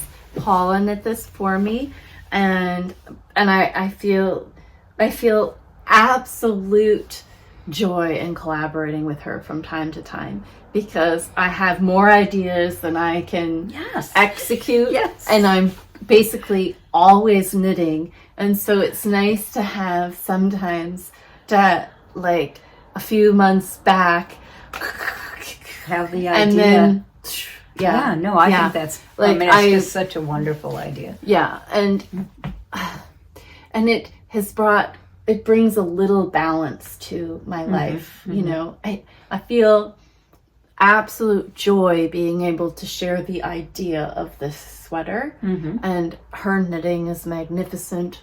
And so I don't know, and I that's it. That's all I wanted to say about that. So thank you, Paula, for this gorgeousness. I think I want to show you, while we're on the topic, kind of segueing into the actual Rhinebeck experience, I want to show you something from Cake Wool. Okay, well, I'm excited about Rhinebeck. I realize we have gone on many a windy path. Well, I wore this, by the way, in case you're watching, Sylvia, I want to send Sylvia this book, and she took my phone, she put her name in my contacts, and now I can't find her address. So if you watch this, Sylvia, please reach out to me with your address so I can send you the book. Okay, I'll change. I just put another one on, and I put one of Susie's pins on. This is another Fabel knitwear sweater collaboration, only this time it was Alyssa from Cake Wool taking Julie Aslane's Lazou DK Biscotti, and then just, you've seen, if you're an old-time viewer of Caddy Jax Knits, you've seen this, but some of you are new, so I just thought I'd show you this idea of collaborating. So Alyssa painted it for me, and it's amazing, and I love it. I mean, it's just next level. It looks like a watercolor. It looks like a watercolor, and I will show you another one. And here's another one. This was a store-bought sweater from Twigs, and God, it's beautiful to look at. And Christina from Chelsea Yarn overdyed it, and you know, we discussed a palette. Yeah, I should stand up so you can see how glorious it is. I didn't have, it's funny because you only have so much time at Rhinebeck to wear and show everything. But this is a absolute glorious piece, and it's so fun with like green camo pants and really like grunge it out or whatever. Oh dear. Okay, we have Poppy, which has never happened before, so I need to take care of her.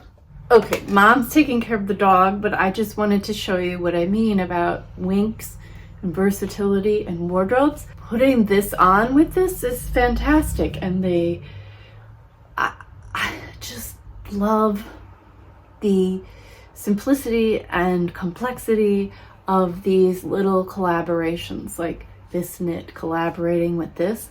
I think my whole joy in life are the encounters between people or between knits. I love that so much. So anyways, this makes me very happy. This is a little wink that never ever gave a thought to this sweater, but you can see how they sing together. This one happens to have the adaptation that Charlene did, which I love so much, where the color blocks are delineated with a fifth color, and I just think that's so sharp and gorgeous. And you know, you could fold it either way, but a wink is like a week-long project, and I honestly, if I had my way, I would have 20 winks. And in fact, I'm gonna definitely put a wink on my needles for the next flight I have to take. But this is Chelsea Yarn's masterful work, and I got to see her at Cake Wool, and I will show you what I wore to Cake Wool. Okay, thank you for your patience as I go through all these things. That's okay. I had to put Poppy had to go be in her favorite perch in the room next door. Okay, you got it all set up for her. Yeah, she's looking So out the window. this was the Niebla sweater. It was a pom-pom sweater. And this is what I wore to Cake Wool because Alyssa overdyed it. And I just think it's incredible. She reminded me, I completely forgot that I was like, oh, any color's fine. And then she did it and I was like, except that color. And that she had to she didn't have to, but she redid it. And I sent her that was funny. a Lee. That's Jackie, right? Yes, it's true. I can't help. I sent her a Lee Young Lee poem. And that was to like get her into the mood of this color. But again, you can see, like I'll put this one on, but really I'm not going to put this one on again. You can tell that I could wear these together. I don't think it was like 70 or something, so I didn't wear anything with it, but I just wanted to show it to you. And also, again, this shift into what I'm doing on this channel, is centering it around the maker, not the things we make. And so when I went to Rhinebeck, it was like, I don't have to wear, everything doesn't have to be brand new just for Rhinebeck. I'm the one going and I can wear, so this is an old knit, but I'm wearing it to be in relation with people I love. So Alyssa dyed this and that's why I chose to wear it. It wasn't because it's brand new. And I think that feels like a really good distinction for me. Okay, that's that. And then it looked like Rhinebeck was perfect weather this year. Oh yes, yeah. And I'm going to change so I can like focus, because I've been doing, when I get changing all these clothes, my brain kind of you need to have a little. So I just need to ground for 1 second. It's so cute because Mom just said to me when I was getting my clothes back on, she said, is there a reason that jacket has stains on the cuff? Well, because you're usually so, fanatical about it. Well, so this jacket is like, I think it's from the 40s. So it's just old, and this was always folded up. And I'm just embracing that makes sense. The age of it. But there is a woman, maybe I'll show you that right now. This woman has a booth that we visit all the time. She takes old jeans and paints them and embroiders them, etc. And I do think this thing would be a masterpiece done that way. But she came this year and she wanted to have, just give us 1 second. Okay, so she wanted to make a woolen object. So she made these shawls / hoods, and I'm just going to show you. So I'm going to be 2 hours south and west of London, in this beautiful rolling sort of space. And I don't know, this just felt extremely romantic to me, like very, oh yes, definitely, oh, and it's just so gorgeous. And it's just all of these tests of the like what is that? Dubervilles. Yeah, it is all this salvaged fabrics, and it's also just a pocket that you can wear with a skirt, etc. So it's gorgeous. It is really gorgeous. And for some odd reason, this is the card I have. And while I'm on the topic of gorgeous and romantic, Ivana of the Republic of Me, it was so amazing because there are certain colors that I've been sort of obsessed with lately. And I don't know, she just intuited. And she sent these absolutely beautiful hand knit socks. So I'm taking these along too. This is my 3rd pair. I made one, Debbie Korb made me one, and now Ivana's made one. And they're just so beautiful. So thank you for these. I treasure and adore them. Okay, Mom. How is Rhinebeck from the phone, from Madison, and what do you want to know, and what can I tell you? Well, from the phone in Madison, I had a splendid weekend, walking out in the fall leaves and all that kind of stuff. But every moment I'd get back, I'd check my phone and, all the stories that, and the people that I follow. And I kept looking for pictures of you in the crowd. And then suddenly there'd be you and, but, and then I'm watching Sandy by the lakes, all the people that I follow and have loved, Melissa, Sandra Yarns, and it was just so sweet. And then, so it looked like an absolutely gorgeous event. There wasn't the problems, it seemed like, from last year. We had perfect weather. And so that was lovely. But as a person at home, I want to know more. Right. It's paradoxical because you see people and like having the capacity to drop in and experience them. Oh, Yeah, Gigi seems like, those of you that know Gigi from the Fabulous Orange Lady or whatever, who just seems like an incredible spirit. She is. Yes. I mean, so you kept seeing her. She seems to have that ability to just sink in to the now and the people that she's with. So I enjoyed following her, and I think I saw you. That was my first picture, as I saw you with her, I believe. Yeah. And so then there's Jackie, that kind of thing. But anyway, that's because I'm the mother voyeuring back here at home. But yeah. I mean, there are so many ways to connect. It could just be eye contact with a stranger. It could be a long, heartfelt conversation. It could be that you see someone and you think you'll get a chance to talk to them later and you don't. Or it could be that you miss them all together. So there's something about surrendering to the experience, creating like a container that is maintains your energy, but also just surrendering to these are the encounters I will have. Right. And you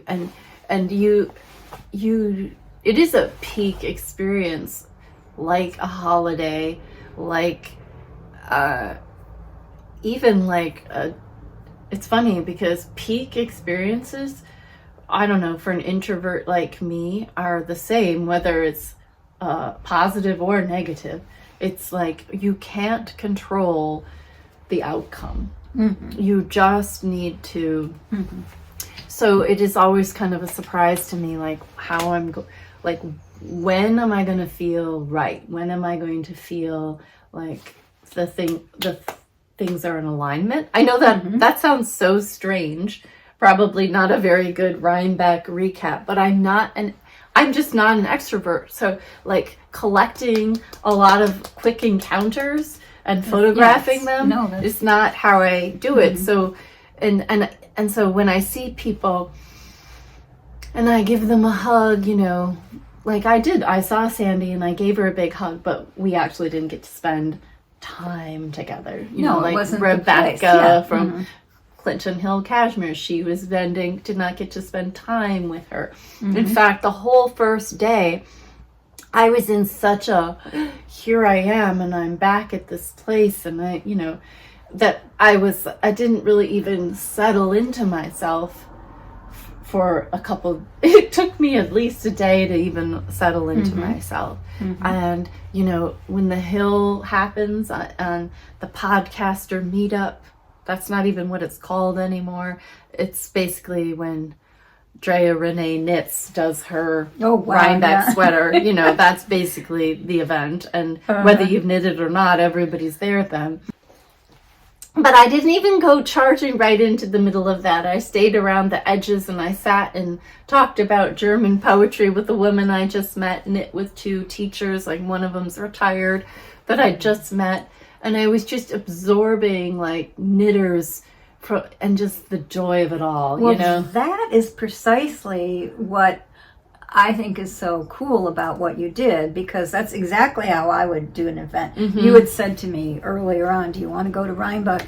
And I'm like, oh, no, absolutely not. Because I just it just swamps my mind to even be in that kind of environment. I'd love for you to go to Rhinebeck. Yeah, well, maybe someday I will. But, but when you talked about sitting up, that would be how I would do it, would be sitting up a little bit off and away and just experiencing it, and have those nuggets of little interactions with people that I don't know or I do know. And people watch. And people watch and just take the joy of that, because, at this point in my life, I certainly don't need any yarn. I don't need any buttons. I don't need any fabric. I don't need any of the stuff. Right. It's the people that are...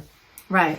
And so that was that's what I, when you say, well, what is it like at home? That's what I'm watching for, is the people. The people, the stories, the smiles, because it's an event, it's something to celebrate. It's such a, kind of like a paradox, because you can't see everyone. No. And you can't really share it well enough. And I always think to myself, I'm not going to stand here and take a picture of the trees. Somebody else has done that. And in terms of really being present and grounded in myself, like the self I know when I'm out on a walk, that doesn't happen very often. And instead, it's sort of like being a collector of serendipities. It's like being aware of I must have meant to run into that person. So, and accepting that, if that makes any sense, So it is really fun, and just watching people and celebrating people and getting to see them in real life. It's just such a, the very first person when I went into Rhinebeck, from behind, I saw this woman, and she had this tulle frilly skirt on and a little jacket. I don't even remember her knitwear, but I loved her skirt. And I went up to her, oh my gosh, I love your outfit. And then, I went up to her from behind, and she turns around, and she must have known who I was. And so she was so excited. And then her whole group, had the most fantastic crochet. I put them in the stories. She took her friend took her pants and crocheted the bottom, and her jacket was cutouts with crochet repairs in them, and she made a necklace of all of her stitch markers, like a charm necklace that was just amazing. This is the stitch marker necklace. That is such a great idea. Actually, I stole it from her, but that's okay. Oh, I am in love with your. And that's you just get hit with this wave of fabulous. That is the celebration, of all that love and joy and creativity. Yeah. And then it's just it's people going look at all these other people that are, they understand, they get it, that, I get so much pleasure out. So that bounces off of each other. So it's like a treasure hunt, and what's, you don't know, the last thing you want to have is expectations. So, but even in terms of well then, Jackie, what were the treasures and what were those experiences? So we'll bring home yarns to share, and we'll take some pictures, but it's like standing by the shore of a river and having it go by and saying, oh, you need to collect that river. You can't. You can't. No. And it's just your quality of being on the shore. Well, and I think what I'm hearing from you on this trip was the time with Kristen before, and the time with Kristen behind it, and your life has been so, full of so many different things going on right now. So much change. So it was nice to have that little, I have to admit, I laugh because I'm learning about myself, and I get very excited and enthusiastic and I invented this photography game. Like, oh, this would be so much fun to play, and we'll put it up on Instagram, and I never did it. You know what I mean? I get excited, and I am softening towards myself around that too. Like, well, that's part of being a creative, is that you have way more ideas. I mean, I have so many, I laugh about it. I mean, it's like I could probably, with the materials that I have on hand, make 100 quilts, but really? Right. Right. And so there is this little edge of like being hard on yourself for not doing all the things and seeing all the people. And you just have to like let that go, and have like hope that there's like an extension of goodwill between everyone, that that you feel. Well, and like what I was also aware of is all the people coming from the Appalachians, from the Black Mountain knitters, and all those knitters coming to New York, and that it came at a time where they could still go, and that they could be together, and they could be away for a little bit, and all the everybody wrapping around what can I do for them, and I just was happy to see them actually together, to see Donna, and and I don't even know all the people. And I didn't get to run into Donna. I saw Danny, and exactly, like a respite, and almost. Yeah, I mean, so it's kind of like that will be the Rhinebeck for them that goes, oh, that was the Rhinebeck after Aline. Well, when I went to a Woolen Affair, which is sponsored by Catherine of Brooklyn General, did I anticipate this? No, I ended up sitting there for an hour talking to one of her friends who is a midwife, not a knitter, but she was talking to me all about Blackberry Mill here outside of Madison. Oh, wow. And and then her life story, and her, her fabulous journey from being a midwife to what she's doing now. And those are those kinds of things you don't, you don't expect. And it's so fantastic. Well, when you think about knitting, I mean, Debbie Korb, there she is. Her friendship has meant so much to you, and that came out of your first Rhinebeck. Right, and then I was freezing that night, so I went into a Woolen Affair, into the barn. It's gorgeous and everything, and I sat down, and who did I sit down next to? Didn't really notice, didn't pay attention. I was by myself at this point, just wanting to be warm.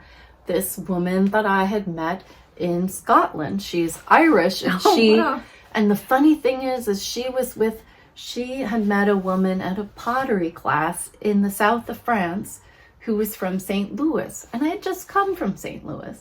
So that kind of stuff in the knitting world, women and creativity, women and men and creativity and serendipity. I mean, that's what it's all, And in terms of conveying some of the long conversations, I loved hearing about Lisa from Espace Tricot, formerly Espace Tricot. I can't think of the name of her current Instagram handle, but you all know who she is. Hearing her journey, amazing. Just feels. Oh, I know. Her, it is it's very inspiring. So there were some intimate knit nights with friends, and there was, and then there was just the joy of meeting new people too. So it was really a wonderful. My brain is thinking, who am I forgetting? I'm forgetting a million things right now. Well, the one thing that's so obvious that people always ask, you brought back 2 sweater quantities of yarn. Yes. And they're so beautiful. Yes, and I guess I should show those. Yeah, but I literally so Kristen had knit this sweater, which I have a picture of, which I'll grab. And when I was at her house, I tried it on and fell in love with it. This sweater, it's the Balin, and it just has this wonderful construction. This wonderful construction where it just sits on you so beautifully, and it's a masterpiece. Would you just grab a skein of that yarn? And so I literally got the yarn that Kristen has and made it so it's sheer and it's Parisville and it's CVM and Romedale. And it's this white that is a good, like, it's not too yellow, and it's so soft and so amazing. And then it's hilarious because if you want to grab the other skein, I actually got 3 different things. Kristen wanted to go back Sunday and look at the Harrisville booth again, because it was so crowded the first day, and then the second day it was all very mild. And so when I was getting that, she was getting this yarn. So you're twinning. So I was just like, I'm just going to get what Kristen gets. Because I don't have the brain to figure it out right now. And this color is called Morning Dump, and it's Peace Fleece.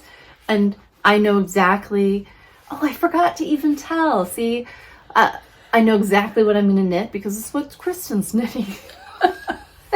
Which I don't think I'll show you later. But she took me to her LYS, which was like Lift Bridge Yarns. And we went in and they had Rowan felted tweed. And we went in together and I picked out all the yarn for her Thegither scarf because she's making a Thegither by Amy Palko. She's making one in Rowan felted tweed, but I mean, I shouldn't say but, Rowan felted tweed. I mean, felted tweed, the tweed with this pattern. This one I did was in Elmer, which is super soft and amazing. But I got to pick out the yarn and I got to draw it and show her. And I got to talk to the shop owner who was just absolutely delightful and wonderful. But I do want to say a plug for this shape, and you'll see more of this shape coming up in my life. So the Thegither scarf is color work, but it's knit in a tube. So, it's double-sided, and so it's a heavier. Like, think about, this is actually 4 layers of yarn. But for me, the weight of this and having this on is very soothing. It says to my nervous system, you're warm, you're like it grounds me for some odd reason. This particular long, sort of heavy, I mean, it's not heavy, like, you know what I mean? No. But it's not wispy and light, like, a birdie. Feels really emotionally good to me. So we went and picked that out and met the yarn shop owner, who was wonderful. And that was a great, great, great day. So she cast on that. Wanted to show you, Kristen said I could borrow this to show you. So when I made the shimmer shrugs in Pearl Soho's 9-note bundles, I took 2 bundles and I ended up making 3 of them with 2 bundles. This one's mine, and then I made one for Sandy by the lakeside, and it's the reverse of this. And then I made a 3rd one with the 2 bundles. I have lots of bundles, so I just plopped in a little splash, but a 3rd bundle, and I made that for another friend. Well, Pearl Soho supplied some yarn for some test knitters, so you'll have seen Amy Palko's, hopefully, and maybe I can pop pictures in here. And Charlene made one, and maybe I'll add those pictures.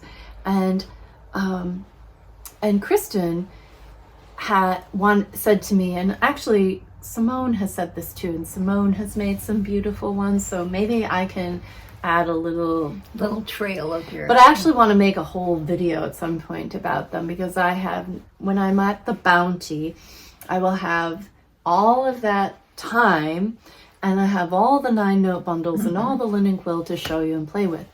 But what Kristen did is she made a shimmer with 1 bundle, which I thought was very fun, and I didn't think it would work down here in the middle where they crossed, but it totally works, and it's really pretty. So because it gets very smoky, sort of. Yeah, and she said she added a few stitches from my original numbers, which is, of course, like I have narrow shoulders. And with all of those designs from Shrug Season, I was also, like when I did the Advent, I wanted to make sure you could make 2. And when I made this one's called the Shimmer, I wanted to make sure you could make 3. So she's not trying to make sure of anything. She has one 9-note bundle, and she wants to use it all. So she made hers wider than I made mine. But you can see even it's a really good, and even the low contrast middle is in the middle anyways. So this is a one palette version, which actually would be very pretty on you. Do you want to put that on?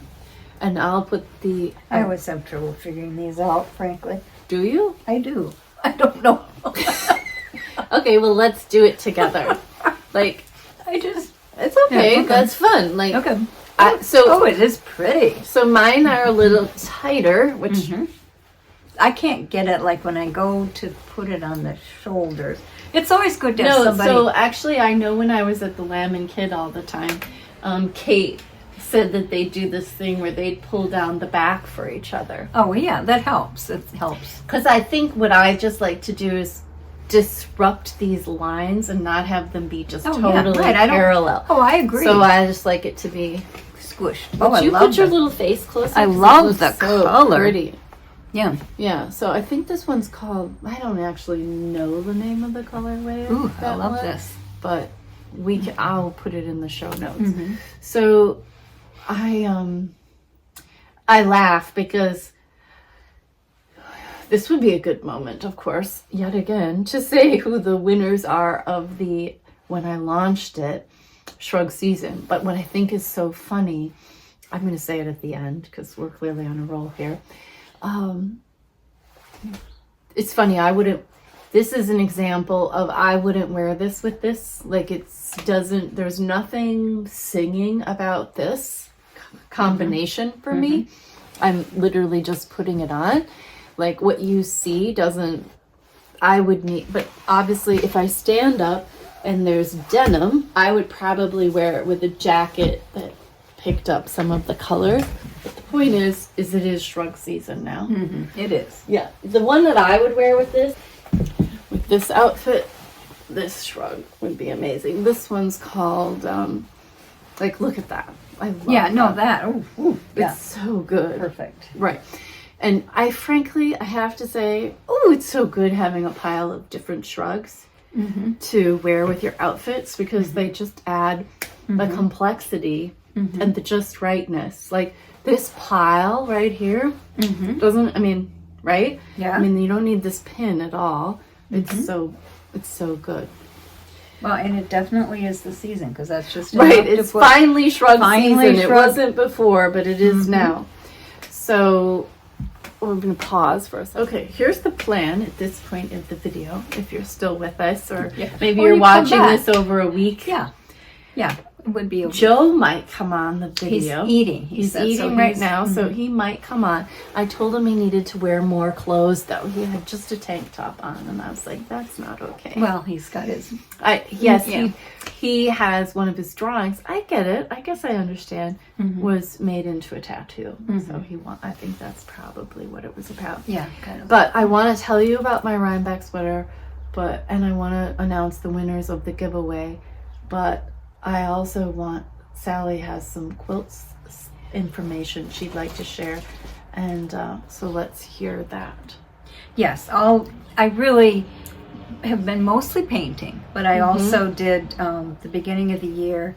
I did 100-day. I've been very much into the daily practices because of so much change and turmoil and some anxiety and all kinds of stuff going on. I started a 2 blocks a day quilt I think it was in February. Anyway, so this is, I've already talked about that, but this is I'm going to fold it and put it on my side while you talk. You go ahead and talk. I ended up making 2 quilts, and each one of the quilts has 100 blocks in it because for 100 days I made 2 blocks a day. And so that one is completed. It has a beautiful backing, which is aspen. I just fell in love with that when I was off with Heron. I had Heron in a quilt shop this summer, which was so bizarre. Where were you when that happened? Well, we were finding fabric for his curtains that he wanted me to make. That's right. So I got the backing for both of. This is the second 100-day quilt, which is just the square. So I like this one more. I mean, is that okay? No, you can like that one more. Anyway, so these are the square and the circle. Like the square was your shape when I was in first grade. Remember we made that square thing. So I just and what they are is, I mean, they're so full of like this little pink petal here is a part of the Dresden plate quilt that I cut up from my great-great-grandmother Johnson. And so, you know, like each of the squares, they all have story. There's so much story in the fabric, story. So when I quilt these, it's just alive with what was going on in my life, you know, at the time. And this has been a year of transition and great change. So that one has a blue backing.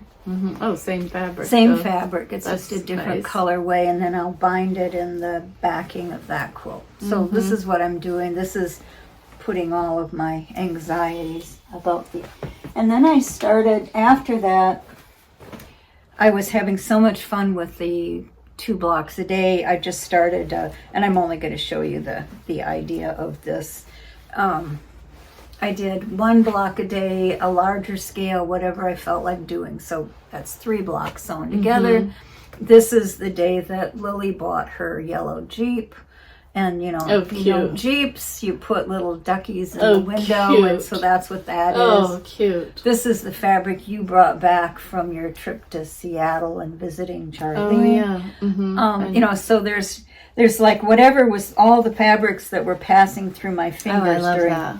But what was comical about this particular quilt is I called it my minus 100-day quilt because it was a countdown. And I mean, you can show these, but it was a countdown. And then I realized in kind of an ironic moment that the final 100 would be the day that school started for Lily and Jamie. Oh. And, you know, no teacher likes to be reminded, like the summer is going, you know, every time I'd show a block, it'd be like, you only have 50 days until summer. Okay. You have 49 days, 40, you know. So I stopped it at 50 and said, oh, that's enough. We're not going to be doing that.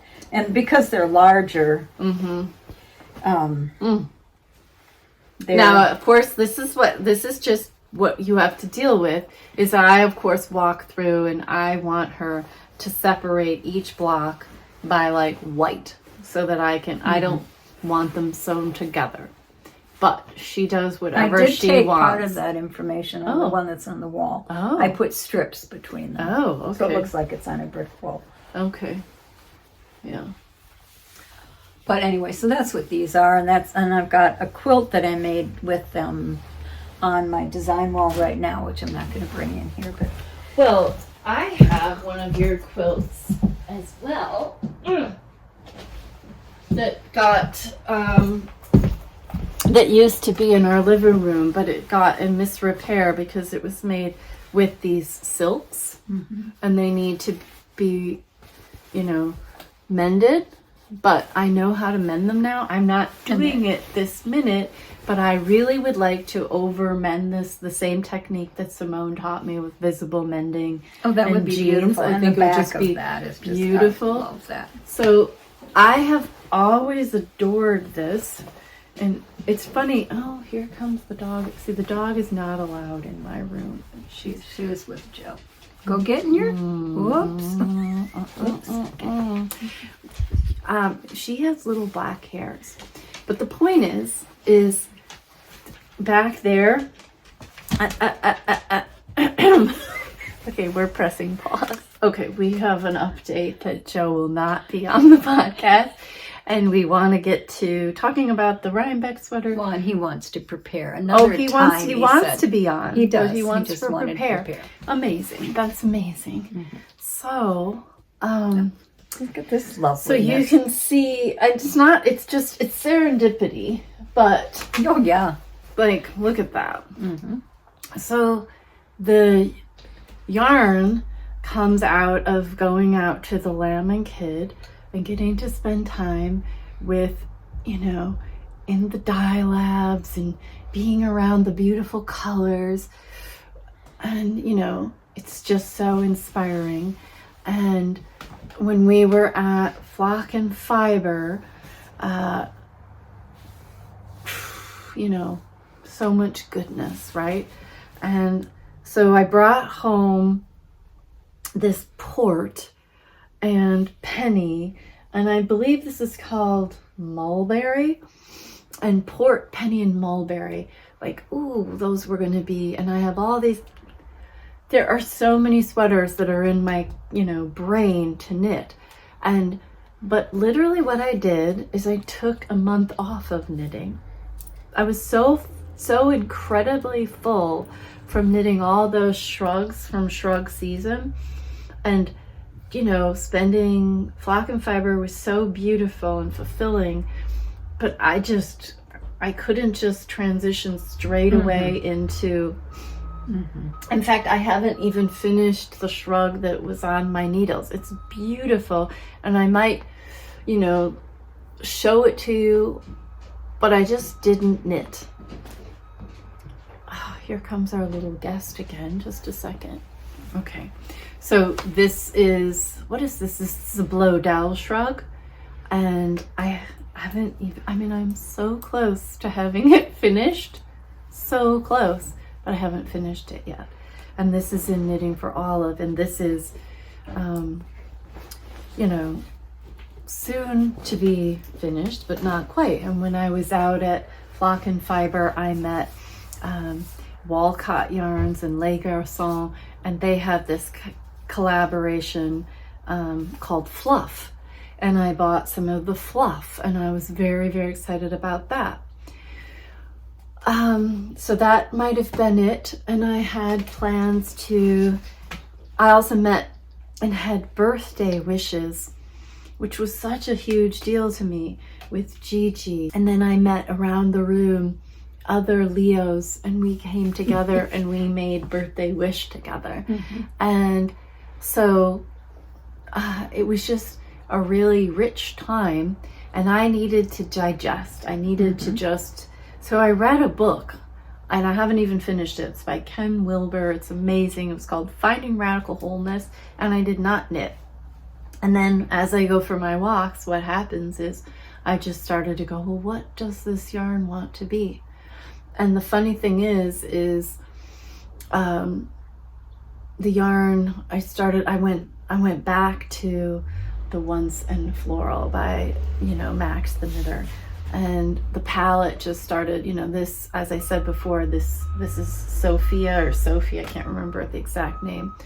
So this yarn inserted itself as the rose color. And then this is Petal.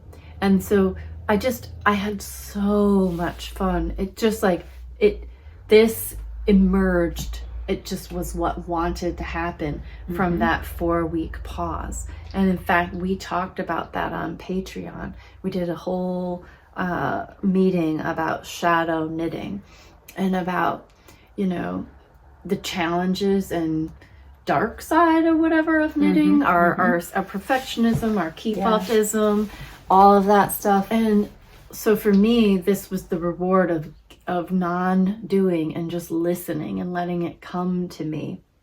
And of course, it's sort of a jacquard knitting technique, because there's long floats, and there's, sometimes you have to hold 3 colors at once. Max designed it as 2 colors and a little more generously, but because I wanted 3 colors. And Penny is this color, like I said, from that Friday shrug that I adore, but isn't in my palette. So I need to be very intentional how I use it. An all over Penny sweater wouldn't be good for me, but port is my color. So anyways, when I was thinking about the idea of this, came simultaneously with the idea of fleece, or what, fleas, lice. I call it fleece, but it's lice. Such a bizarre lice name. or fleas. Yes. to bring the design, bring the leaves down into the rest of the sweater. So as soon as I settled on that, it was just so exciting to do all over color work. And of course, as I knit, I always try things on as I go. So this is just a cast on, and then you go back and do the neckline. But I don't like a wide neckline. So I used this as a Sunday sweater by Petite Knit, and I just would set the sweater up onto this neckline, and I'd go, oh, I need to add short rows. I need to, decrease. I don't even, it's very organic, that whole process, what I did there. And same with the sleeves. I would just set you can see how they're just a soft bishop sleeve here. Well, I just used this as my model because I love how this billows out in this romantic way. And then of course, after you do the color work, and this is again a little bit more knitting experience, these numbers no longer matter for the pattern. It's just like what fits you and works for you. So I just improvised the length, I guess, and the number of stitches. So it's cropped, and in some of the Rhinebeck pictures, whatever, it lifts up, but it definitely is long enough, but I like that short length.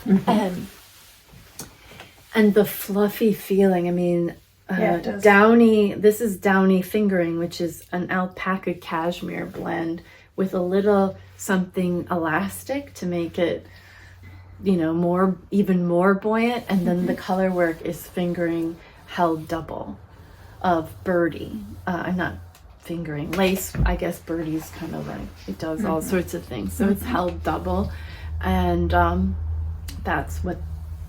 And I knit this for, I had my month off, then I had my month of knitting, and you left here without it done, right? No, correct. It wasn't done, and I'm knitting it all over the place, and and that's the story. I mean, all the stories in Rhinebeck are always... but this one is full of just love and fall, and it's so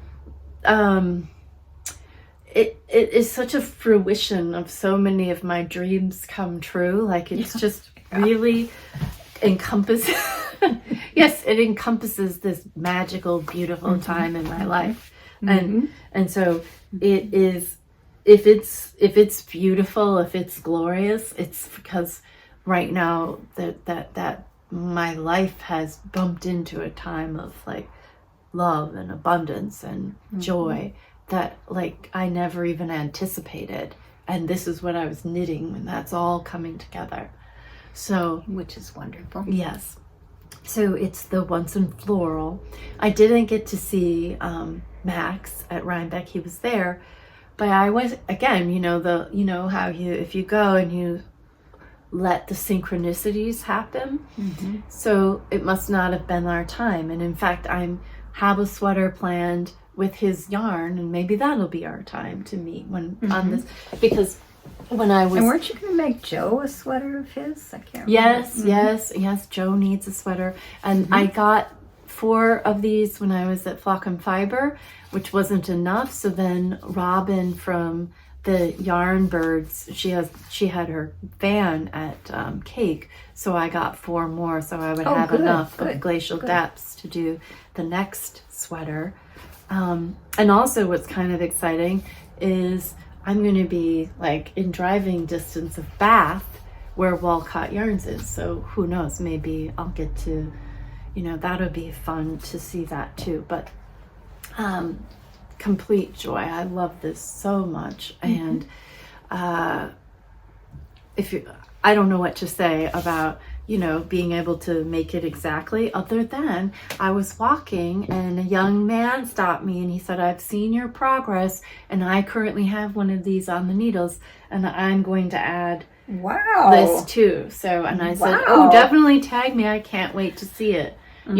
Because I just love this design so much. I love that it's unisex, and I literally, last night I had a dream about another one of his sweaters that I want to knit, again, how much can I knit? But I'll, Well. whatever. But it's fun and glorious, and I couldn't be happier.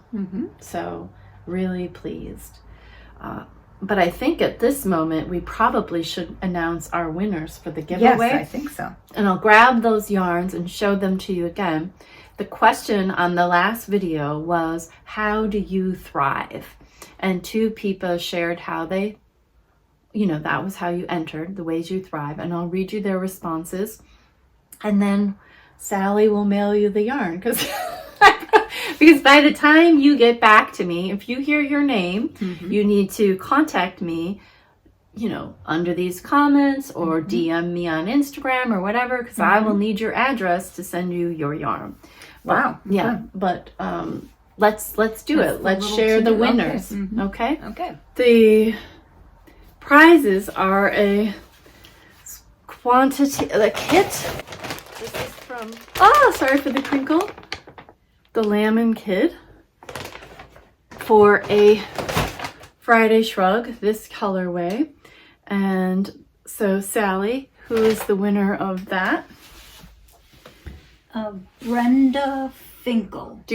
Okay, so here you go, Mom. Go ahead and read it. Okay. With a wonderful, I can't, I'll have to take my glasses off. What a wonderful contemplative podcast and question. I recently retired from healthcare and turned 65 this year.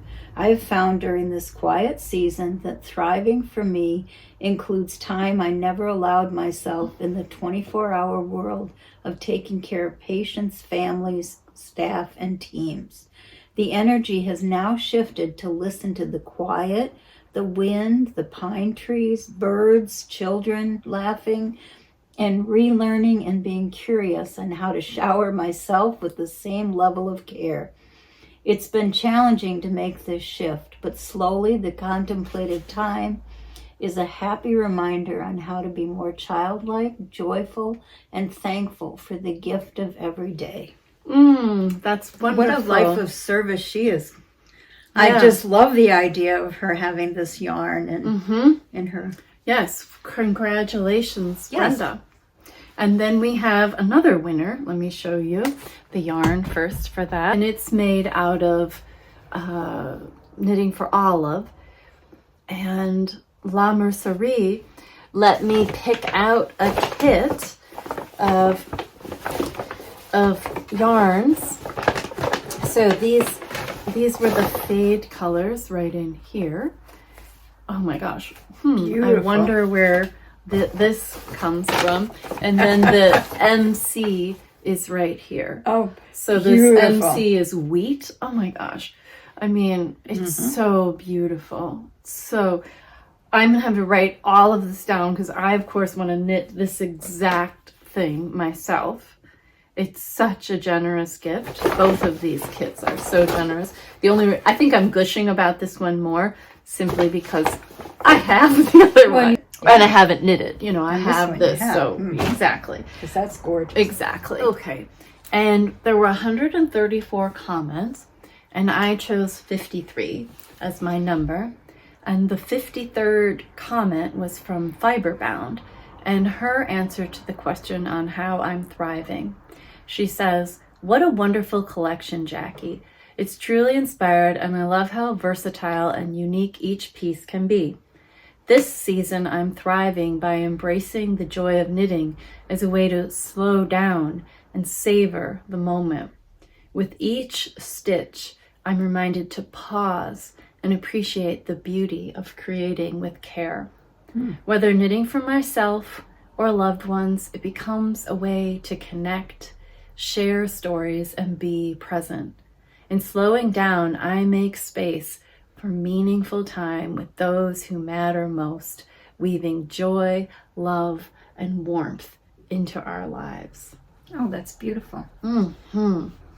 So both of you, please reply so we can send you your yarns. And for all of you who participated, thank you. For all of you who... the comments were wonderful. The comments were wonderful. They're definitely worth a listen. For anybody who stopped me and has knit one of the patterns. I thank you. I appreciate your support. I appreciate my patron support. I just appreciate this knitting community so much. I appreciate your courage, your resilience, like the trees that we're going back to, because I know knitting is joyful, but other thing it is it abides. It stands by us through the good times and the hard times. And I'm so in love with that fact, I feel it holds our stories, holds our love, our stories, our everything that's going on. Yes. And so, I don't know why I'm going to close it out. I'm just thinking about, all the beautiful people I got to hug and be with, and I'm just so very grateful. I'm so grateful for this family and this journey that takes courage. It takes courage, but it gives you a lot of pleasure too, doesn't it? It does. It's community. So thanks for spending time with us. And Mario, and your footage of your beautiful tailoring and the clothes that you made for me, I will just surprise you guys with, some of that. Oh, that I think, there's in, so much that you can add as we, just. But today we just want to put these together, throw a few pictures in, and send it out to you as, really just a love letter to knitting. Yes. And you, I love you. I love you too. And it was fun to sit here and do this together. Yep. This is a core. A core. Because, I've been sitting at your feet my whole life watching you be creative. So it just feels good to just carry on what you taught me. Well, and carry it on from grandma, it's, and then pass it on to, our little Joe tree. Yeah. Yeah. Okay. Thanks for tuning in. Love you. Bye-bye. Bye.